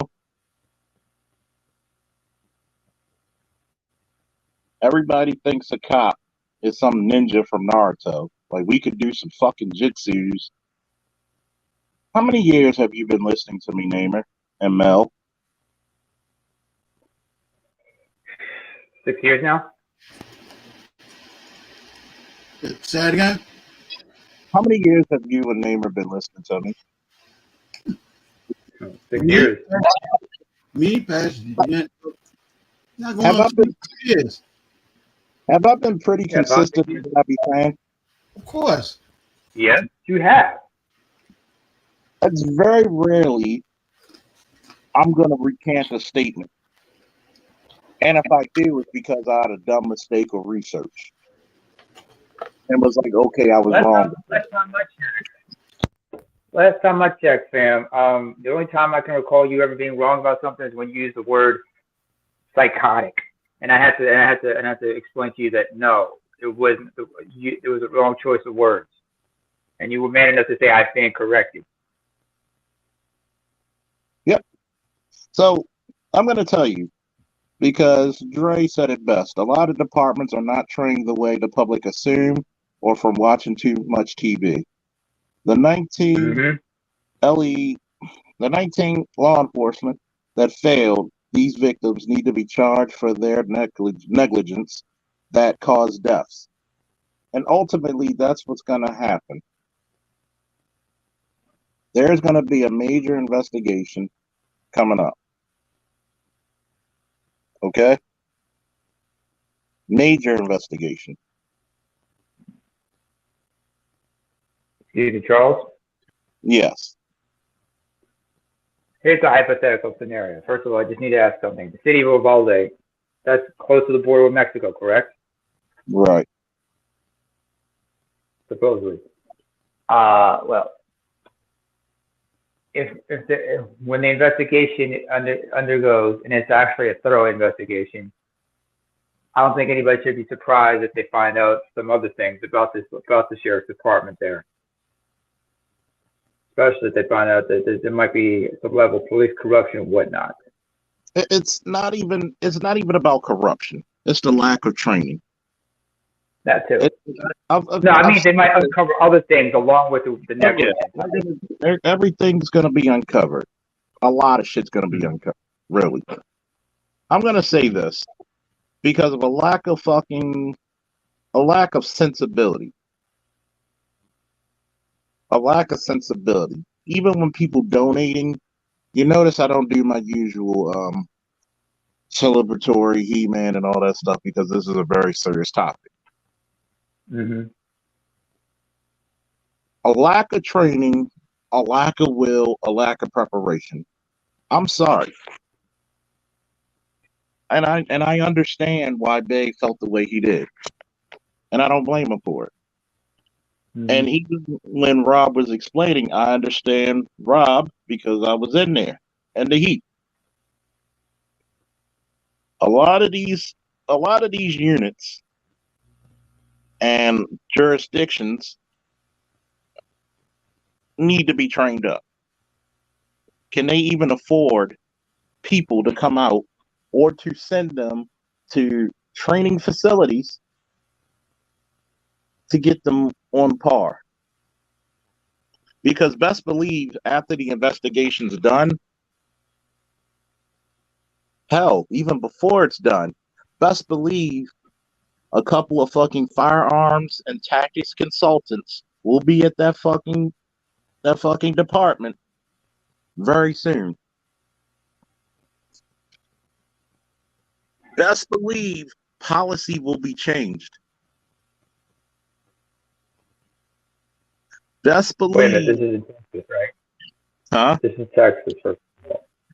This is We're what? in Texas. We're in a red. We're Yeah. talking, first of all, this is a place in Texas. Do not be surprised if they say they're going to do one thing, but they don't do it. Mm-hmm. I have little faith. That's all I tell can you. say about that. No. I'm gonna tell you. I'm gonna tell you from experience. Mm-hmm. The reason why you go through active shooter training legally in the United States, I want everybody to listen to the sound of my voice. It's for two reasons. One, to have a basic formulated plan of action.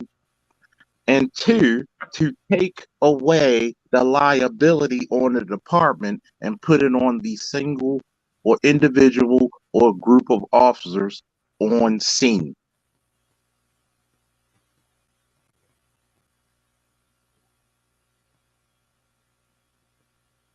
Okay? They're the two main reasons why you have active shooter training. Because they're gonna take liability off of the department. Mm-hmm.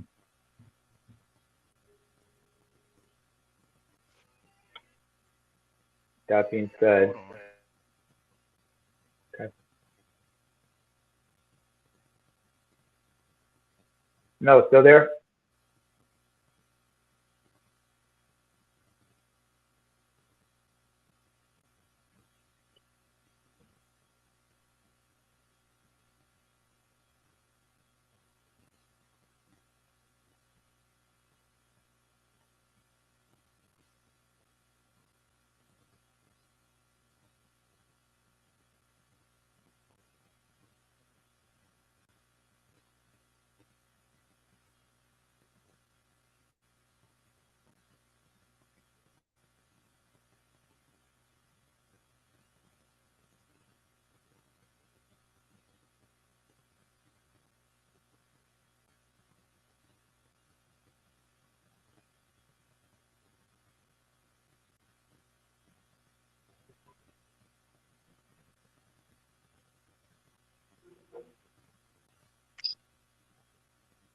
Sorry about that. Somebody called the damn phone. You're right, BGS. The governor was so fucking embarrassed. They'll be dealt with. The heads will roll. And if you want to come up, BGS, it'll be an honor and a pleasure. But I'm going to tell you what's going to happen because it happened to my fucking city. We didn't have an active shooter, but we had a riot. A lot of policies changed because of that riot. A fucking police commissioner was canned because of that riot. A mayor did not run for re-election because of that riot. Okay? I don't know why people think I don't have the experience. I don't know what I'm talking about. Frodo said what? Apparently the UV police department and more specifically its SWAT unit did have training, but they failed to implement their training when it counted most. See, here's the problem. I'm going to explain it because I know I'm getting new people in and out. When you have an active duty situation, you get in. Now, you try your damnedest to get in that building, but you get in. If you got to take slugs to that shotgun and breach a door, you do so. I'm going to teach tactics, okay? And BJS, if you're still there, come on up. There's calculated risks and foolhardy hardiness. To do nothing is foolish. To try to attempt to make entry, especially when other parents are able to make entry, that's cowardice and foolishness. That's foolishness. I can't make an excuse for people when unarmed civilians were able to get their children. It's embarrassing.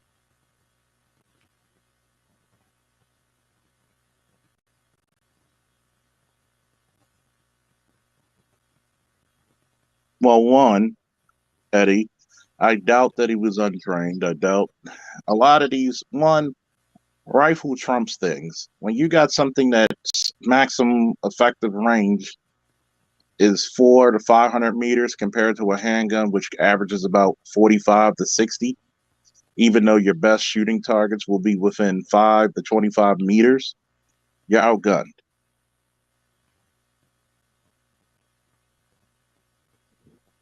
Mr. Faulkner, do you mind if I chime in? Okay, give me 1 second to read this on post, and you got it. All right. Jude said, Charles Faulkner Jr., your take is right on point. From a formal law enforcement and former, he probably meant former and armed security professional. Yes, thank you very much, and thank you for your service. You have it right away, Sage. All right, so I can only speak to this from a tactical perspective, not necessarily like a policy perspective, because I don't know how. I'm not entirely sure how the police operate. I'm military. I'm military and have been for like the last 18 years. I served in Iraq and Afghanistan, 2 tours in Iraq, 1 in Afghanistan. For your service. As an infantryman. Thank you. I appreciate it. And thank you for your service. Because if it wasn't for guys like you, then I wouldn't be as effective at what I do right now. Thank you. The thing that I was going to mention earlier, from the discussion you guys were having earlier, there were people that were, emotionally charged about the whole situation. There are so many things that the police have to think about before they enter those buildings.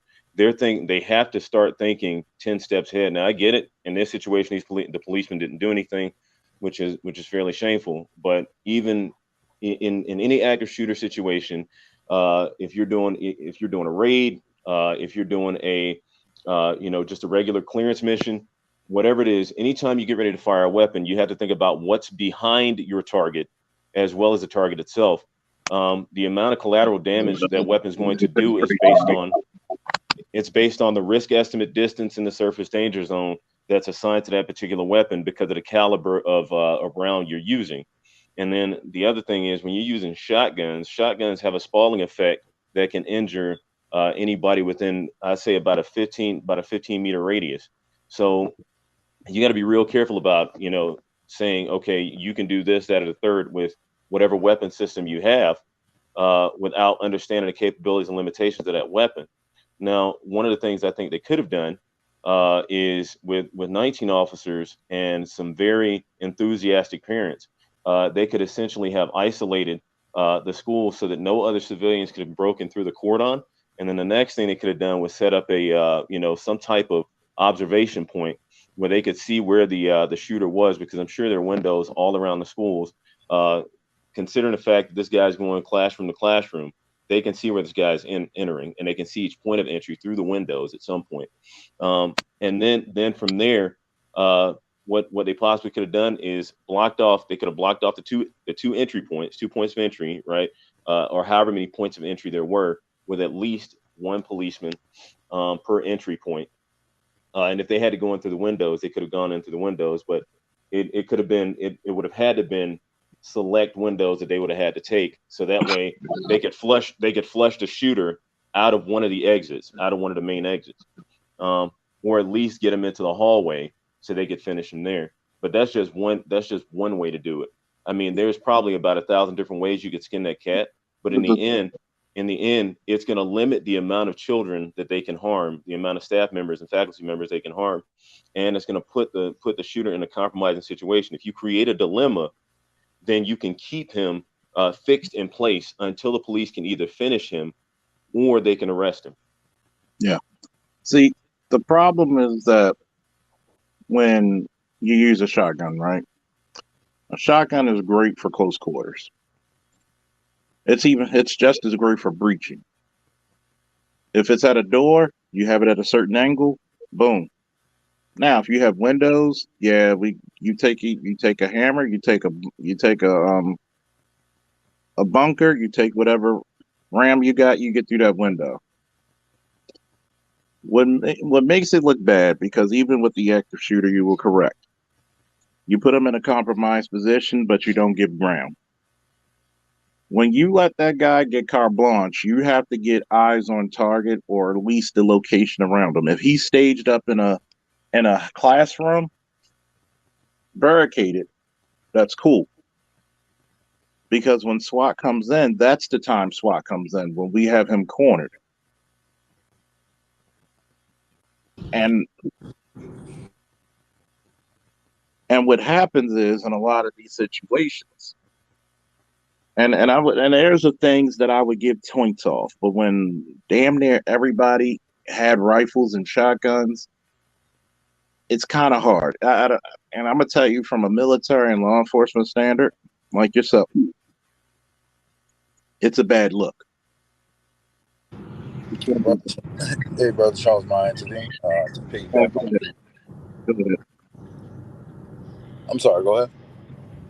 No, go ahead. You got the floor. Yeah. So I totally agree with you. I think what was apparent to me, and obviously we've spoken offline, is that you can tell that SWAT team does not really train cohesively and intensive.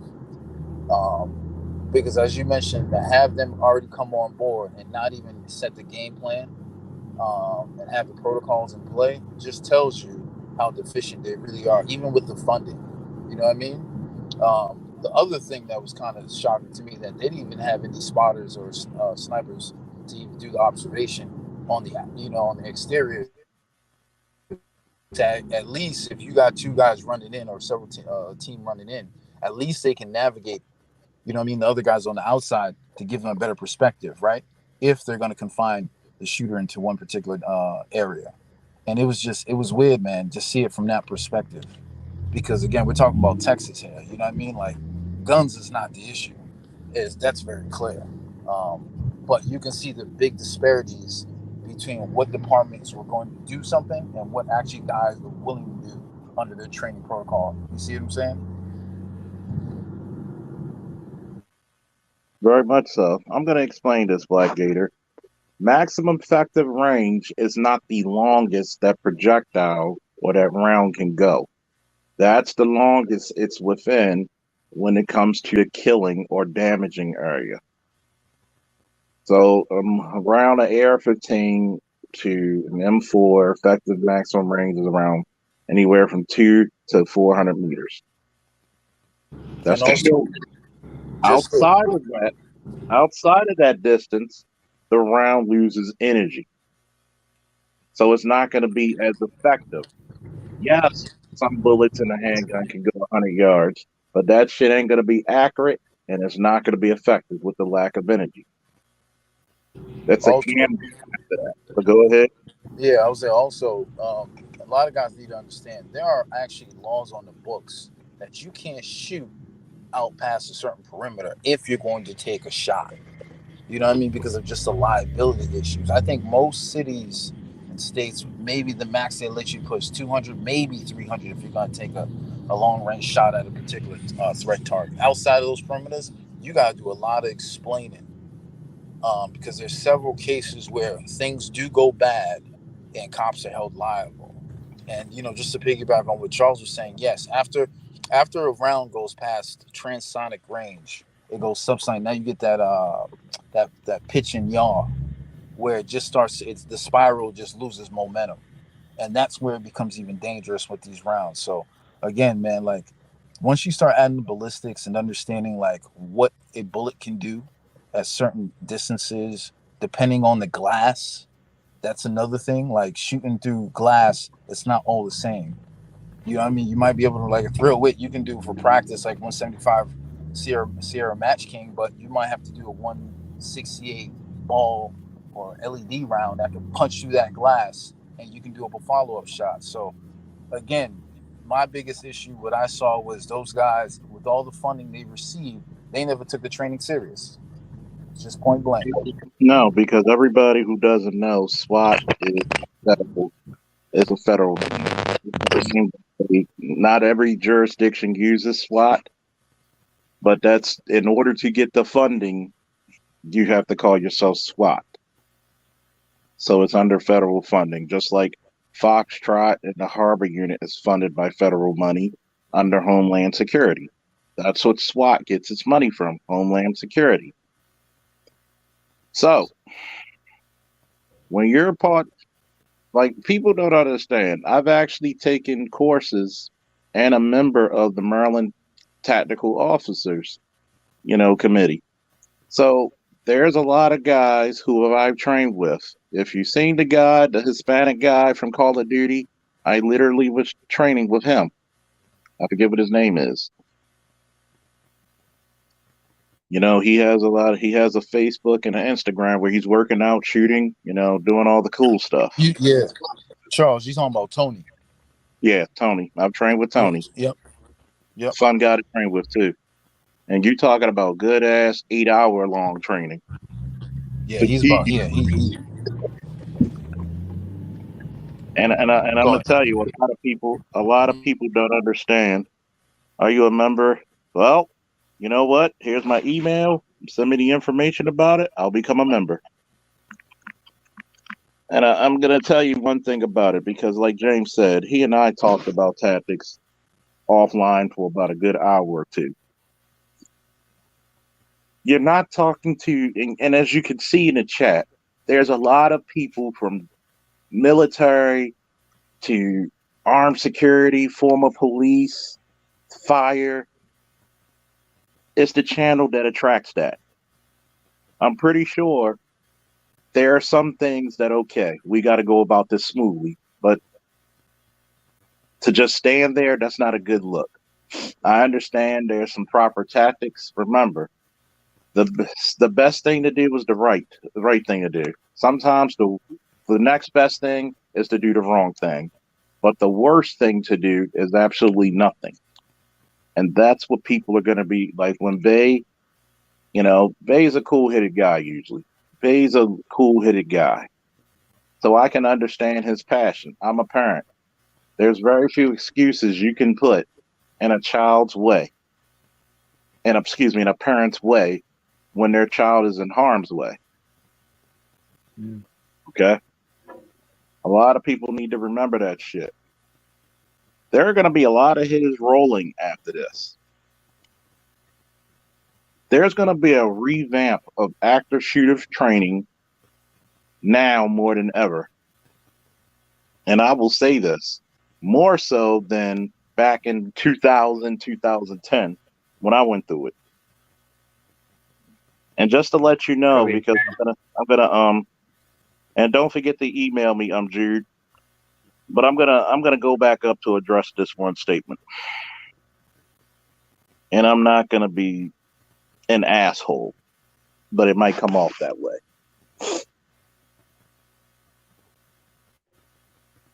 Hey, Sage and James, what do you think about this comment?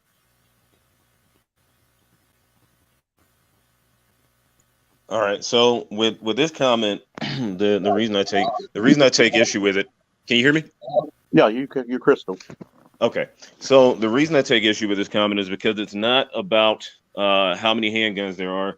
This situation has to do with your ability to take advantage of the opportunity that's available to you. If the shooter creates a gap that you can exploit, then you can take him down. But if he's hyper vigilant, right, you got to make sure that his attention is fixed in one direction so that you can attack from the other. So it's not just about the weapon, the size of the weapon system you have. A rifle it does have a little bit more put down power than a pistol. However, there's only one rifleman. If there was more than one, then you'd have a lot more to be concerned about because the risk assessment increases, right? The possibility of more fatalities happening increases. But because there's only one, yeah, I do agree in the sense that if they had all gotten in the building, or if they had at least had security outside the building and they had sent in at a minimum 5 officers, then they probably could have taken him down. But how much damage could he have done within that time? You know what I mean? Because he already took out 19 people at the end of the day. And part of that was due to the inaction of the people outside the building, of the officers outside the building. But the other one is, it's like what you said before, Mr. Faulkner. You're talking about a failure of command. It's at this point that you just have to make a decision. And they failed to make decisions at this point. They could easily, whoever was the most competent at that point should have taken charge. It shouldn't have mattered who the commander was at that point, as long as somebody took charge and did something that made sense, that was going to limit collateral damage, that was going to limit the amount of civilian casualties that would be taken, and at the same time capture that active shooter. Yes, I totally agree. Sound like you did a little bit of that work too. James, I want to hear your perspective on it before I give mine. So let me say this, man. Like, let's be honest here. It is quite clear a lot of those guys that stood outside don't have that switch. Point blank. And this is the thing that separates the boys from the men. You can have 10 guns, 5, doesn't matter. Do you have the mental fortitude and the capability to turn that switch on when it's called to duty? Point blank. Now, yes, you can have 10 guns versus one rifleman, but let's be honest here. The thing about when it comes to these particular scenarios, the person that is the most trained is the most deadly. You can tell by those officers, and I'm just speaking out of just from what I see. If they were all suited and booted, that tells me they don't even their ability to be on target is questionable. We're talking about the state of Texas, that gun-ho country, where again I can see Governor Abbott saying to themselves, "What the fuck is going on?" Because at the end of the day, the person that is the most trained is going to do the most lethal amount of damage. There's plenty of studies that prove this. And not everybody is built to go into a room or in a space to put a particular threat down. But that's what I'm saying. I'm gonna give something in perspective that I'm gonna go into with the statement. One, for a lot of you trolls and naysayers, you have a lot of guys who were in police departments are currently in. Veterans of the military are currently in. Veterans of private security firms or own their own. Don't you think by now, if I was talking out of my ass, I would have been exposed by now? See, a lot of guys, especially some of the guys who've been on this panel, have had tactical training, not just basic, but other tactical training, and had to utilize that shit in real time. That's correct statement for you, Sage and James and others, right? Yes. So every good guy with tactics knows this. Situations dictate. You can have 10 guns, but if I'm on a higher platform, such as the top of a building, I can reach you before you can reach me. If we're leveled with no cover, no concealment, might be a different story, might not. Depends on, like he said, the skill level. Just like Sage mentioned to the inactivity and the command issues, because I know exactly what goes on. Everybody who's been in the military and the police and fire departments and hired security knows this shit is when you get too big, sometimes you get too many people who want to be the big chief in a dick measuring contest. Instead of doing your job sufficiently and saying, you know what, I'm not the expert in this right here. Let's get the most experienced officer on this call. He takes lead. You try your damnedest to go in, because they even said it. The longer you take to go neutralize that threat, the more propensity for violence, mayhem, and murder increases. The death toll rises the less you get to that, the longer you get to that motherfucker. And usually they found a good percentile of those people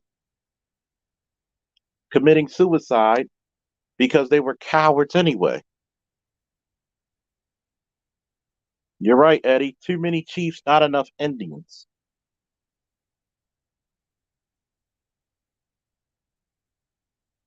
Here's the problem that a lot of guys who in the know. We have too many people in these political arenas who have no military experience, no police experience, no public safety experience at all. And they're making laws out of the crack of their ass. They're not saying, why shouldn't the police? We should defund the police because they're trying to get votes. You know what happens when you defund police? You defund their training. You defund their equipment. You defund the weapons. Don't you want your officers who have to answer calls like that to have the best training, state-of-the-art weapons and computers and equipment? But people don't take in consideration shit until it happens. Your tactics have to be on point because sometimes, like James and Sage said, you have to be able to adapt and over fucking come. I'm going to say it again for the Negroes in the back who didn't hear me. Adapt and overcome. Okay? I'm 40. I was in the military at 17. Police officer at 25. Tactics change all the time.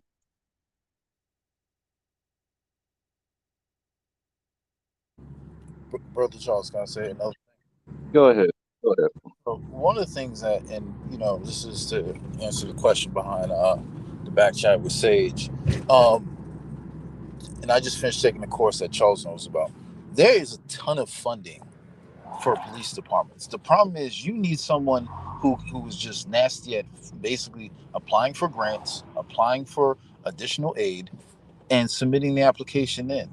Because again, there's a lot of that stuff that is in certain manufacturers' inventory where they just can't hold on to it. So on the budget front, they have the access and the ability to get it. Now it depends on who's the top dog running the show.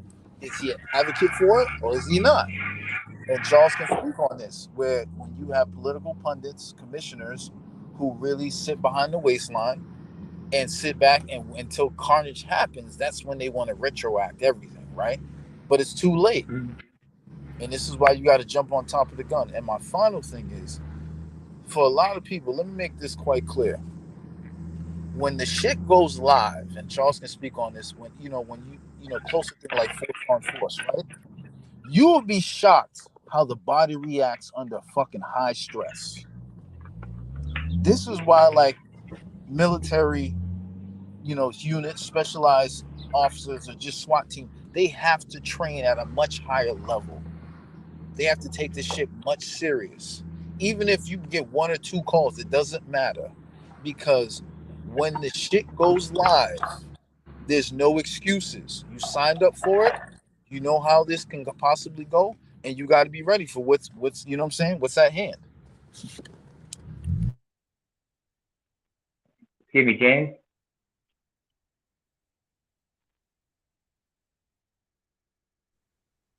Go ahead. Why is everybody muted up? He's probably. Just to piggyback on what you said, you need to have some people who know how to get funding and lobbying and shit like that. I also want to say is like, we also need to have somebody like, and this is me being the fucking accountant, being the accountant I am. We need somebody who has to have a huge oversight on the financial aspect as well, because you got to be sure that every single penny of that funding is accounted for. Because we got to make sure nobody's getting shady or any of that, none of that shit. You know what I'm saying? Making sure that the funding is getting to where it needs to be at. Otherwise, the officers can't, what they're supposed to do. Well, just to let you know, it's hard to even cheat the government because the way when you I don't want to give too much, but when you apply for like special, let's say optics or equipment, right? There is like Mm-hmm. it's like a heavy protocol that they make sure that all those things that you know wanted to purchase for the department, oh, that thing is definitely accounted for because it goes Better from the be. DOD and all that stuff. So it's not even about that. It really comes down to it's just who's the head of the department and are they advocating for this? Because again, Also, go, oh, go sorry, ahead. go ahead. No, I was gonna say, yeah, What I wanted. who's advocating for it? Because you got a lot of old timers, man, who don't adapt to the current environments, who don't know Mhm. what's really going on, right? It's like once you start getting on the patrol, they don't want to listen to the guys that are on the patrol. And this is where you have this huge discrepancy. And I wouldn't be surprised if that would happen in Texas. Absolutely. Furthermore, let's not forget that what I wanted to say was like the amount of red tape that somebody has to go through just to get one thing done. Because I grew up in other countries where the bureaucracy is just so aggravating that it makes you go like, fuck it, what's the point? You know what I'm Sounds saying? like the military and the police aren't much different. So in the military, there's a whole litany of bureaucratic chains that exist to prevent you from doing certain things, and there's like all these different decision makers, levels of decision makers, and there's a Mhm. budget that's tied to just about everything. So anytime you try to make a decision, you have to think in 3D. How many people are you going to have to go through in the approval chain to get it? How long is it going to take to get through the approval chain? How much money is it going to take to acquire the items that you want? And then what's the lifespan of the items that you're going to use as opposed to the ones that are going to come out of research and development? Then you got to look at the effectiveness of them after they've been tested and whether or not you can actually realistically use them in the field. So Yep. there's a lot that goes into it. The problem when we get into, when people get into emotional arguments about what the military, the police should or shouldn't do based on circumstances, there's a whole lot more that goes into it, and a lot of people don't want to. They're like, okay, look, I don't want to get down. I just want to get down to brass tacks. Let's say some lies. I'm like, okay, I understand. However, there's a lot of broad sweeping consequences that we're going to have to deal with once we get into this situation. Are you prepared to be able to shoulder the blame for what goes wrong next? Exactly. Because I'm going to tell you one thing from the military to the police department: hurry up and wait is a motherfucker. That is the statement of choice. You got to remember, funding is everything. And like we said for years, a lot of these departments and a lot of these services, they buy from the cheapest seller. So that's why you see a lot of cops and a lot of military personnel buy their own gear because they're going to get a better use or a better functionality out of it. Tactically, there's money that I've spent out of my own pocket to make me tactically efficient because a lot of your tactics are a use or lose phenomenon. Skills, finite skills, motor skills can perish if you do not replenish what you've learned. Anybody who's a cop should frequently visit the range and not just goddamn qualification, military as well too, because the life you save may be your own and your battle buddy or your partner.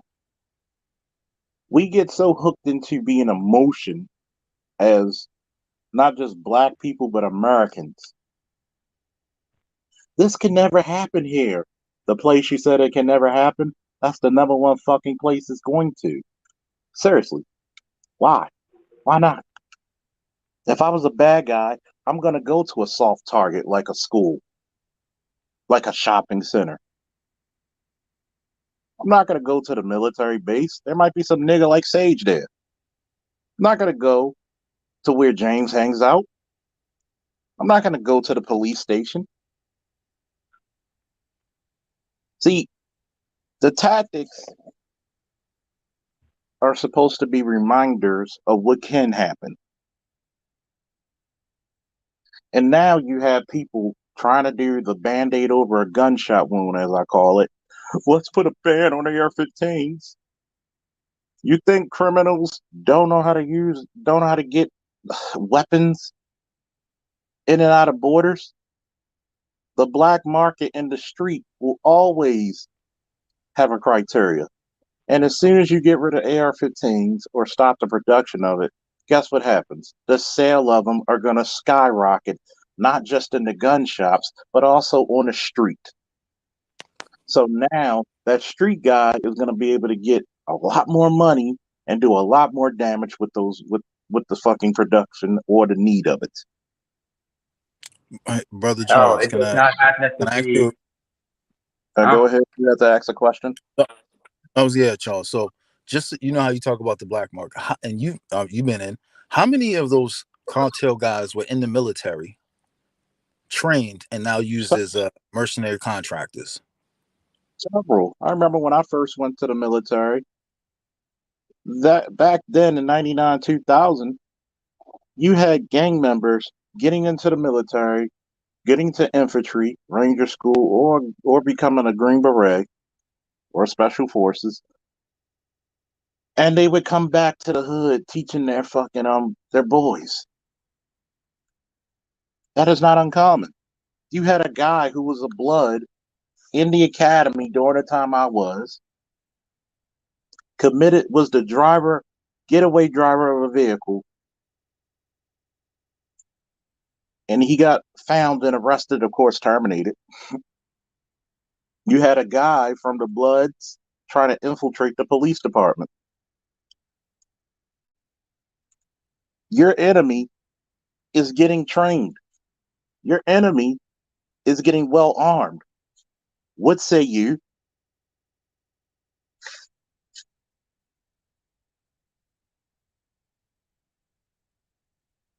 I mean, what are we going to wait? If I got to go in front of my son's school for 8 hours with a goddamn sidearm and a rifle to make sure he could get a quality education and be safe, so be it. Shit, support Black Lion security firm. Shit. Thank you very much, dude. I'm sorry. We have to take command of our communities and our country. There's too many people with no experience, no knowledge, I'll tell you one thing we hated. I hated when a house cat gets rank and then wants to tell you to do some shit he never was doing in his career.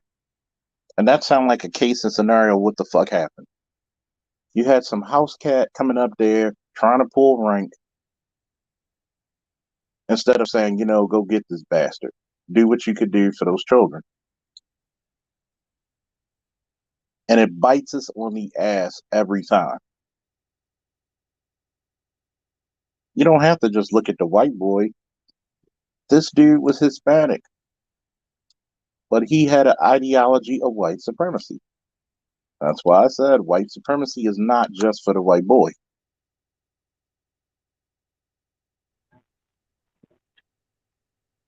But go ahead, I think Namer was trying to get in. Go ahead.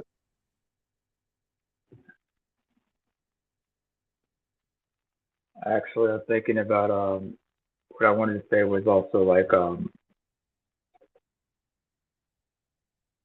I remember seeing a documentary about what you mentioned about those who are gang affiliated entering the armed forces. A lot of them were allowed under a moral waiver. If you're familiar with something like that. Yes. How I know about this is because I remember watching the documentary. If you understand this whole thing about don't ask, don't tell. Well, don't ask, don't tell provided like the armed forces a backdoor to remove servicemen and women who were of the alphabet community because they didn't need, because they found them as a liability or some shit like that. And then this is before don't ask, don't tell got struck down. But once a lot of them got removed, they started thinking, all right, how are we going to replenish our ranks? They looked at convicted felons, those who were doing serving time, and those who were given an opportunity, told them like, like back in the day. You can either serve time in jail, or go in the military. A lot of them were enlisted under the moral waiver. And I don't know if and Charles, you don't have to speak about this about your time, but I remember watching clips of like servicemen like at certain gatherings throwing up gang signs and whatnot. Rival, especially when they were like deployed overseas, like especially like in hotspots like Afghanistan and Iraq. If they knew you would, somebody knew you were affiliated with one gang, they were part of another gang, it was on site. So fratricide was not a problem for a lot of them, because their loyalty was in the streets, not to the armed forces.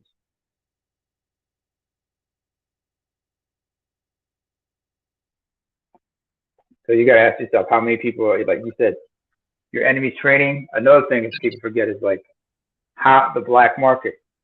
If they can't get our AR-15s, they can always find mobile AKs and other rifles. Those things are those are untraceable and easier to acquire. I think that one, y'all gotta realize this, man. I'm gonna say this, and I meant to say it before. I got some of the best subscribers on the fucking planet. Shout out to Jude for emailing me. Shout out for James for putting me on D, and we chop it up, and I give him information that I know. Shout out to Sage. Shout out to Namer. Mike V put me down with something. Jude. So did James. This is how black men are supposed to be. We're supposed to network, not only to make money, but to keep each other safe. Your strength is in numbers, and your strength is in training. I should not have to worry about coming to your state or your city, and we don't have a crown of protection over the visitor. I should be able to call you within arm's reach. How is it up there? Hey, we got some trouble up here. We might need you. I'm going to help you, put you in touch with this guy. And, he could get you certified for the state of whatever. You have an electrician who one day we're going to get him on the panel talking about, for young males, how to get into the electrician's field. Think of how needed he's going to be, or already is, because of those skills. We don't teach practical skills, practical training. Manhood is at an all-time fucking low. Everybody listening to the sound of my voice, we had almost 100 people in here before. Go get training. Humble yourself and keep your people safe.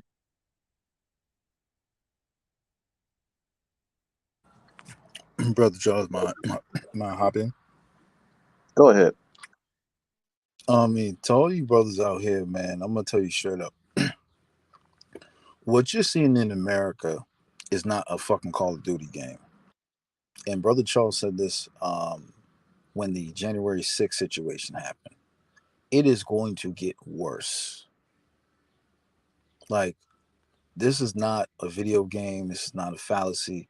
And appreciate Brother Charles even having this conversation, because what we saw in Texas, not only let alone Buffalo, is telling you that masculinity, especially in our community, has to be resurrected, because the opposing threat is not going to take their foot off that fucking gas pedal.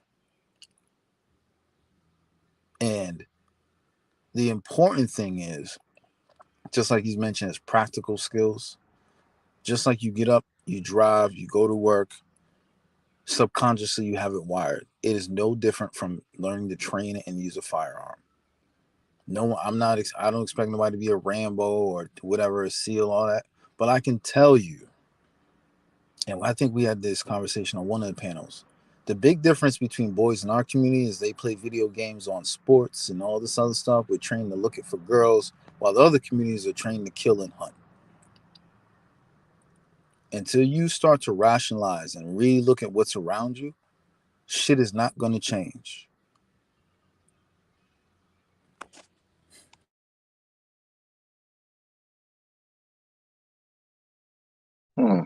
Good shit. And by the way, I think this Friday I'll be on Dr. Ronald Neal's channel, and he's going to interview me about black men in Baltimore and policing. And we're going to dispel some myths.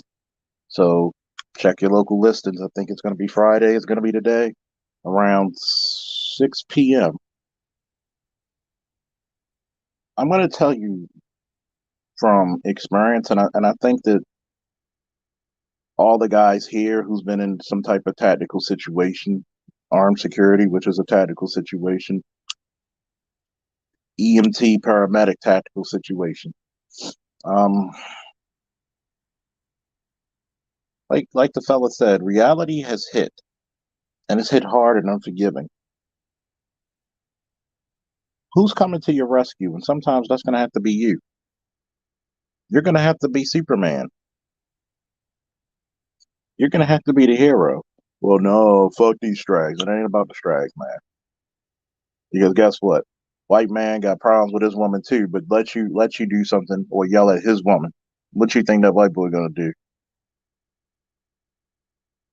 Family issues need to be kept away from the ears of prying people, the ears and eyes of prying individuals. If you're not willing to protect your own, what good are you? At the end of the day, what good are you?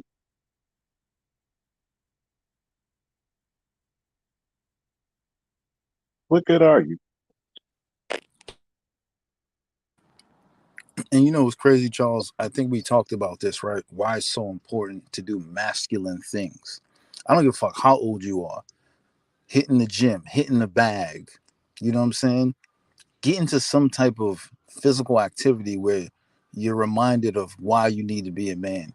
Because these are the type of moments where you shouldn't, when something pops off, you ain't questioning yourself. This is why you have the culture, a lot of men that are just filming instead of reacting. And I'm not saying you got to save every situation, right? But when you don't have that ability of discernment to basically say, you know what, I've been putting myself through these physical things, these masculine things, you won't hesitate to do what you need to do to protect your family or loved ones. Shit, be around Trent, like, you know, like Charles does. He teaches young boys to wrestle. That still strokes him as a man. Like, I'm passing on. Okay, when the young boy challenges you, you put him in his place, but it's still a masculine thing.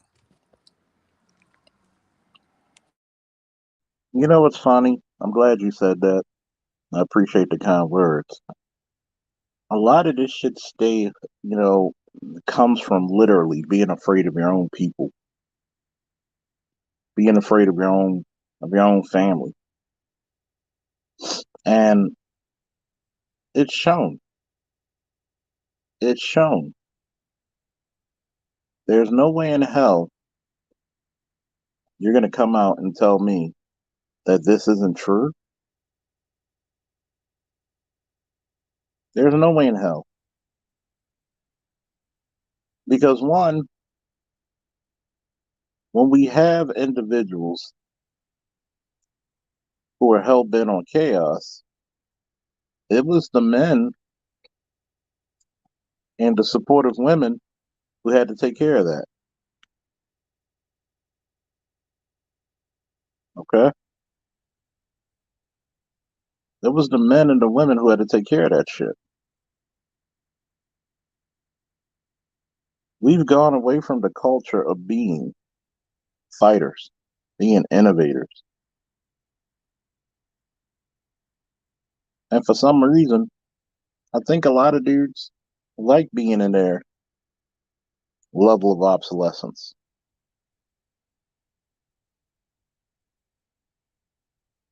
You cannot expect greatness without sacrifice. You cannot expect that. And I can't say it even better than what Black Gator said. Hopefully. Hey, Black Gator, did you subscribe yet? Did you hit that bell twice? If babies in the building getting shot doesn't activate your killer instinct, then you're not a man. I can't say it better. You know, I want you to say it again for the Negroes in the chat who don't get it.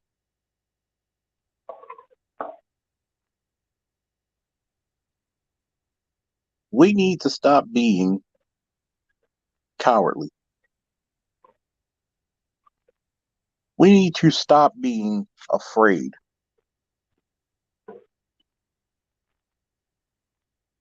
We need to stop this bullshit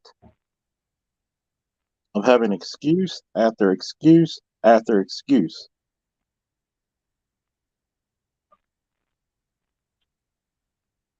I also think that, like what you said just now, they're not willing to make sacrifices, but sometimes they ask themselves, is it worth it? On the other hand, we are talking about, especially with this younger generations, a lot of them are so, they look at this like a video game in which they're looking for the cheat code, because a lot of them don't understand that you have to become a man, you have to pay your dues. And unfortunately, a lot of people don't want to pay the dues.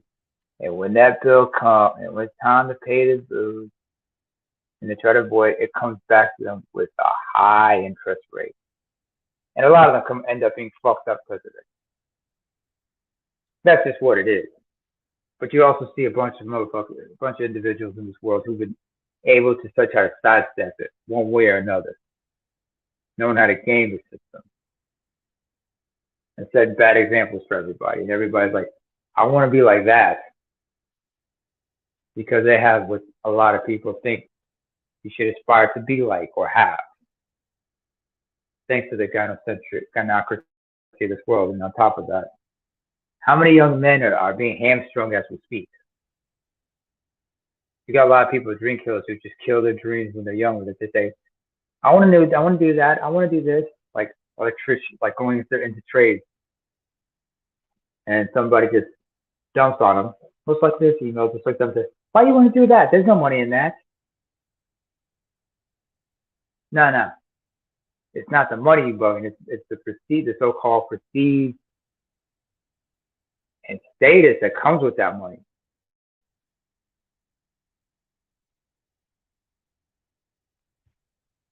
That's what it is. Everybody's just clout chasing, status chasing. But when it's time to be, everybody wants to be the big man on campus, as somebody said, but nobody really wants to be the man. To your point, I think there's a lot of factors that play into that. You think about this over the years, right? I'm 36 years old. I'm pretty sure like a lot of people in this on this panel are probably around the same age as I am, or close to it. And I remember a time when we used to actually get out and talk to people instead of just texting them through an app. And it's weird to me that as technology has improved and as the phones have gotten smarter, people have gotten dumber. I've been an instructor twice. I've been an instructor rotation twice in the military so far. And the one thing I'd tell you is that the critical thinking skills, I've watched them decrease with time, with the improvements in technology. Anytime I tell the student, hey, if I ask them a simple question, like what's the maximum effective range of an M4 for a point target, right? The first thing they do is they go to their cell phone and they Google it instead of going to the field manual and actually finding it in the field manual and being able to reference it. And this is a common theme, like researchability has gone out the window, right? And then if you look outside in the greater civilian population, the reason the military is still maintained at 1% other than the budget is likely because, there are fewer volunteers, because of the simple fact that a lot of people aren't leaving their houses. They think that they see the whole world from behind a screen, and they have so many screens that they don't know how to interact with the real world anymore, because they keep choosing the screen over the real world, because the screen gives them an instant dopamine rush. Sage, let me ask you a question. Yeah, go Since ahead. you brought up the whole, since you brought up the whole thing about having face-to-face conversations, how many people, how many young people you know, even sit down and talk with elderly people and learn about what it was like in their days, how things were, without the elderly people being condescending or overbearing? You just sit there and ask them questions about what was it like there. I mean, can you remember a time when you were young and you just sit like say with your with your grandparents or friends of the family that were elderly? You ask them what was it like coming up, and immediately they light up and they tell you about certain things. And and from that you learn like important skills or life skills or In, great in this sound current advice from them. in this current No, age, when you were okay. younger. Oh, when I was younger, that actually used to happen quite often. Um, but even I used to do it. I count myself in that number. I used to find if I got to talk to an older person, if they had a full head or a half a head of gray hair or peppered hair, I was usually approaching them and asking them like 1,000 questions because I was a genuinely curious kid. Um, I asked my mom questions. I asked the older men in my family questions. I'd ask. Anytime I got the chance to get acquainted with an older gentleman, I'd ask them questions. But the thing is, like, you don't see that often these days, and it's because the younger generations are not as trusting of people over 30 nowadays. That's one of the things you'll notice.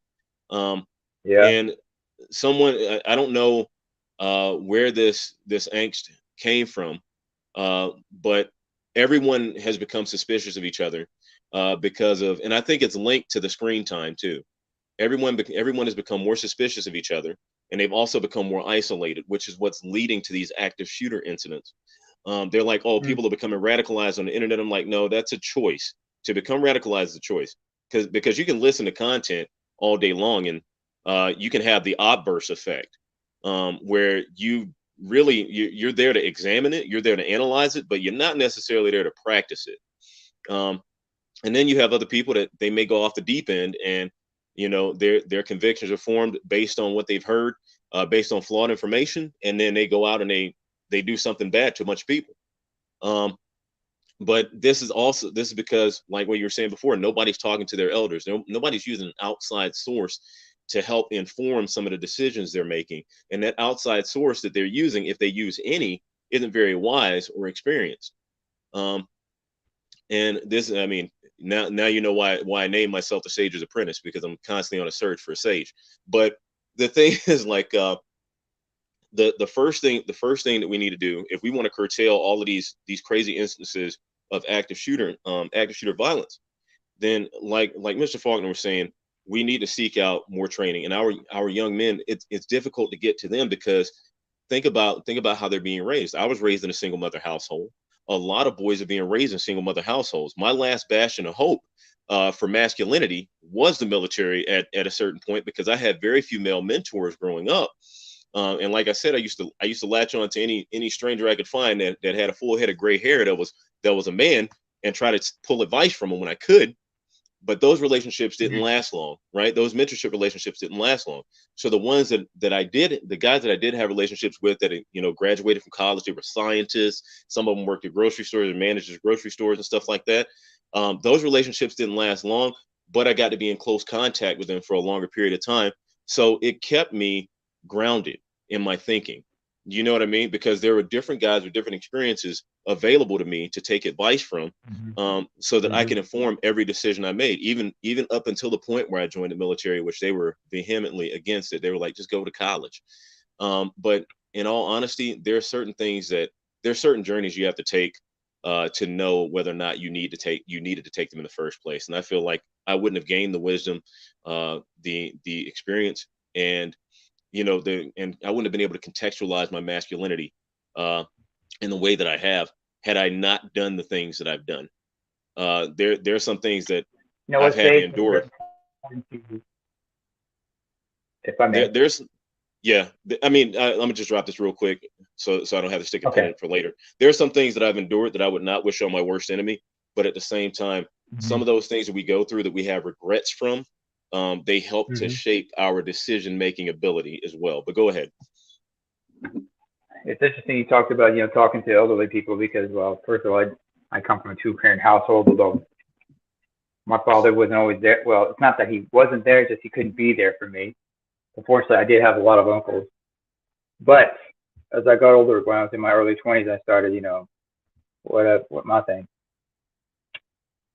There were a lot of older men I met, many of them my father's generation. And then when they asked me how old I was, I told them. They would laugh and say, I could have sired you. You don't have to be my child, what they say. And so at a couple of them, I asked them a really serious question. I asked them, what does it mean to be a man? Because I was trying to understand this whole thing about masculinity, because I was seeing those within my my own peer group. Because understand, first of all, I'm 40, but I was seeing a lot of millennials, hard-headed, one's like hard-headed and make for soft ass, focusing on a skewed hyper-masculine sense of what it is to be masculine. Not understanding that hyper-masculinity means you're just overcompensating for certain aspects. They didn't know what true masculinity was. And I don't think any of them do. A lot of them are just what I'm trying to say is, like, in my case, the military was not an option for them. I mean, everybody was trying to avoid the military, but it's just that a lot of them did not want to listen. They only listened to only certain people when it was useful to them. It was something parasitic. And then there were those who were sensible and who would learn to respect their elders and whatnot. But yeah. Can I just hop in real quick? Oh, by all means. One of the things I'll say this, and men just gotta fucking compete, man.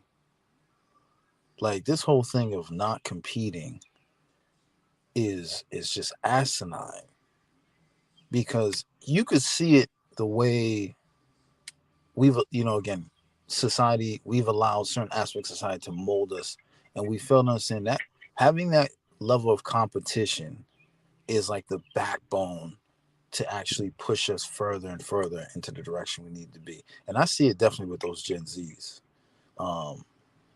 And granted, yes, the technology has taken over so much of the aspect of it.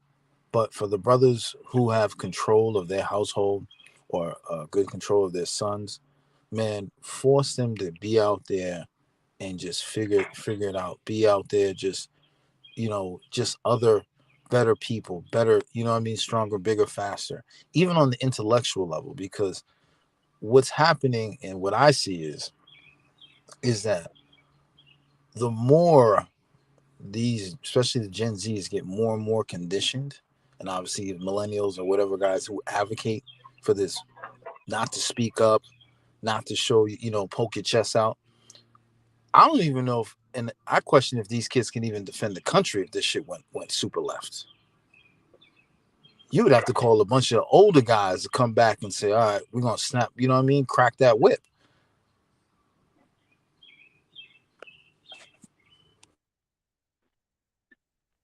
I remember my partner and I, Cerulean Gray, showed a video of a 3-star Marine Corps general who said, it's a matter of national security because you don't have enough fit enough, motivated enough, and smart enough people, males, joining the military. I've said this before, and I'll say it again. And I first said it on January 6th. White people have given you keys to the kingdom, black people, because they can't even trust their own anymore. You need to go take up all of these public safety, military, police, fire. You need to take them and take them over. If not, you're a part of the problem when it comes to securing us. And anyway, been up here for 3 hours. We're going to give our last statement, starting with Namer, Mel, James, then Sage, last but not least.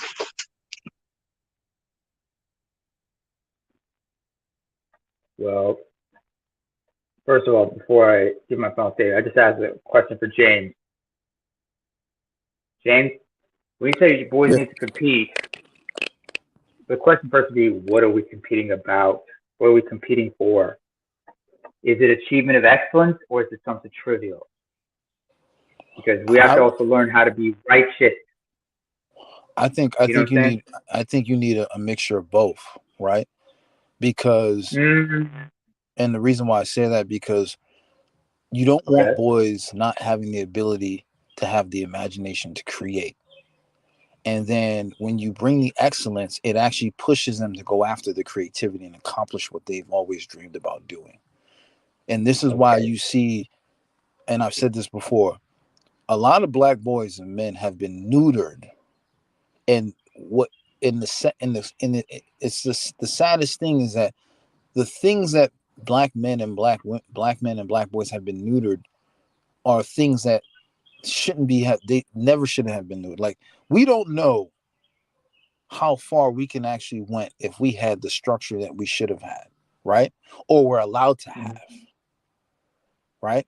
Because that only, it sets the standard, but it actually sets a legacy and a generation to anyone that tries to threaten us. They know to sit in their place, just like the rest of the world sits in their place when they hear the US come through, right? Because they know. And for even if they don't know, there's enough rumors to go around to let you know. You see what I'm saying? True. And that's where that mixed component is so critical in my perspective. Okay. Now, another discussion for another time is, like, we should be discussing, like, this whole notion about testosterone levels are decreasing with each generation of what's going on. But that's another discussion for another time. Anyway, Charles, thanks for having me on. It's always riveting, always enlightening, always lively conversation. Thank you. Everybody have a good evening. Ooh, yeah.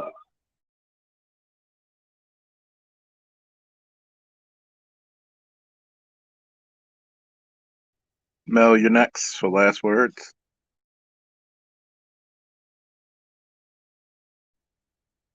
Okay, James, you're next.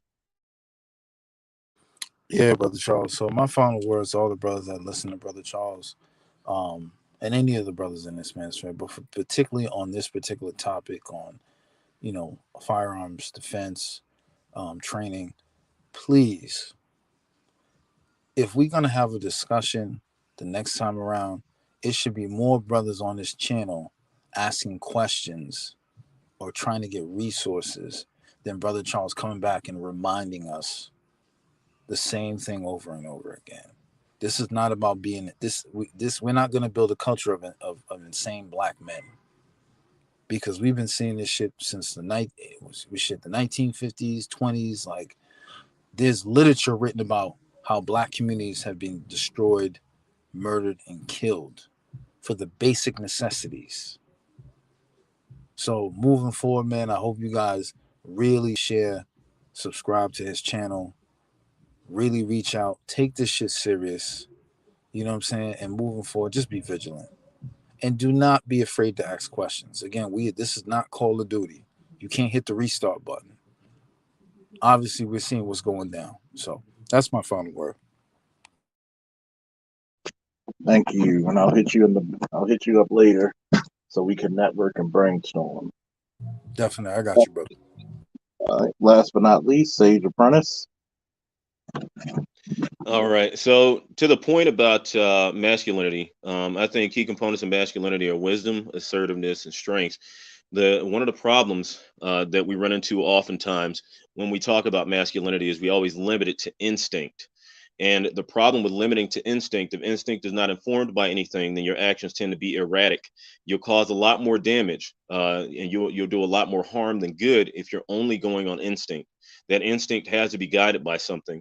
And in order to acquire wisdom, we have to lean on our elders, which is one of the things we're weak on right now.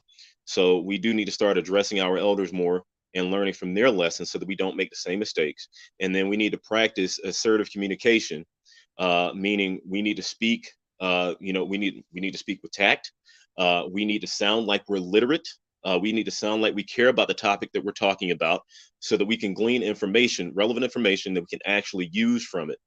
And then we need to project strength. And there's more than one way to project strength. There's more than just using your fists or using a gun to project strength. All of it happens between the ears before it comes out of your hands and feet. So once we learn to understand those things, then we'll be able to exude what we know is true of the universality of masculinity.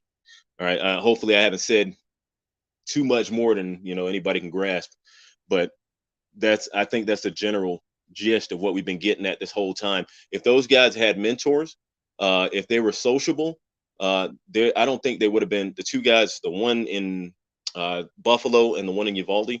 If they actually had close contact with men who were wise, men who had self-control in the real world, I highly doubt these situations would have happened.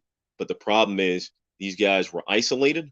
They were what most people call non-select, and because they were isolated and non-select, it just caused them to ruminate in all the the bad thoughts they were having, and then they tried to find something to confirm how they felt, and that's what caused them to harm people. They allowed those ideas to stick, and then that's what caused them to harm people. But we can prevent this in the future if we, I don't know, I guess the communities like this, they're already helping, right? Because you're putting out the information that's relevant to improving the community. I'm just hoping that more people will subscribe in the future. But yeah, that's pretty much all I got. And I'll make sure to send you that email right after this. Okay, I appreciate it. And thanks for having you up. Don't be a stranger. Everybody like, share, subscribe if you like conversations like these. See, we're not just talking about gynocratic studies, because the gynocracy is what it is. Men still have to be men. The only way you're going to overcome a gynocracy is increase the masculinity. Woo! Stay frosty, stay sharp, situational awareness, be trained, be forearmed, and be forewarned. Stay safe.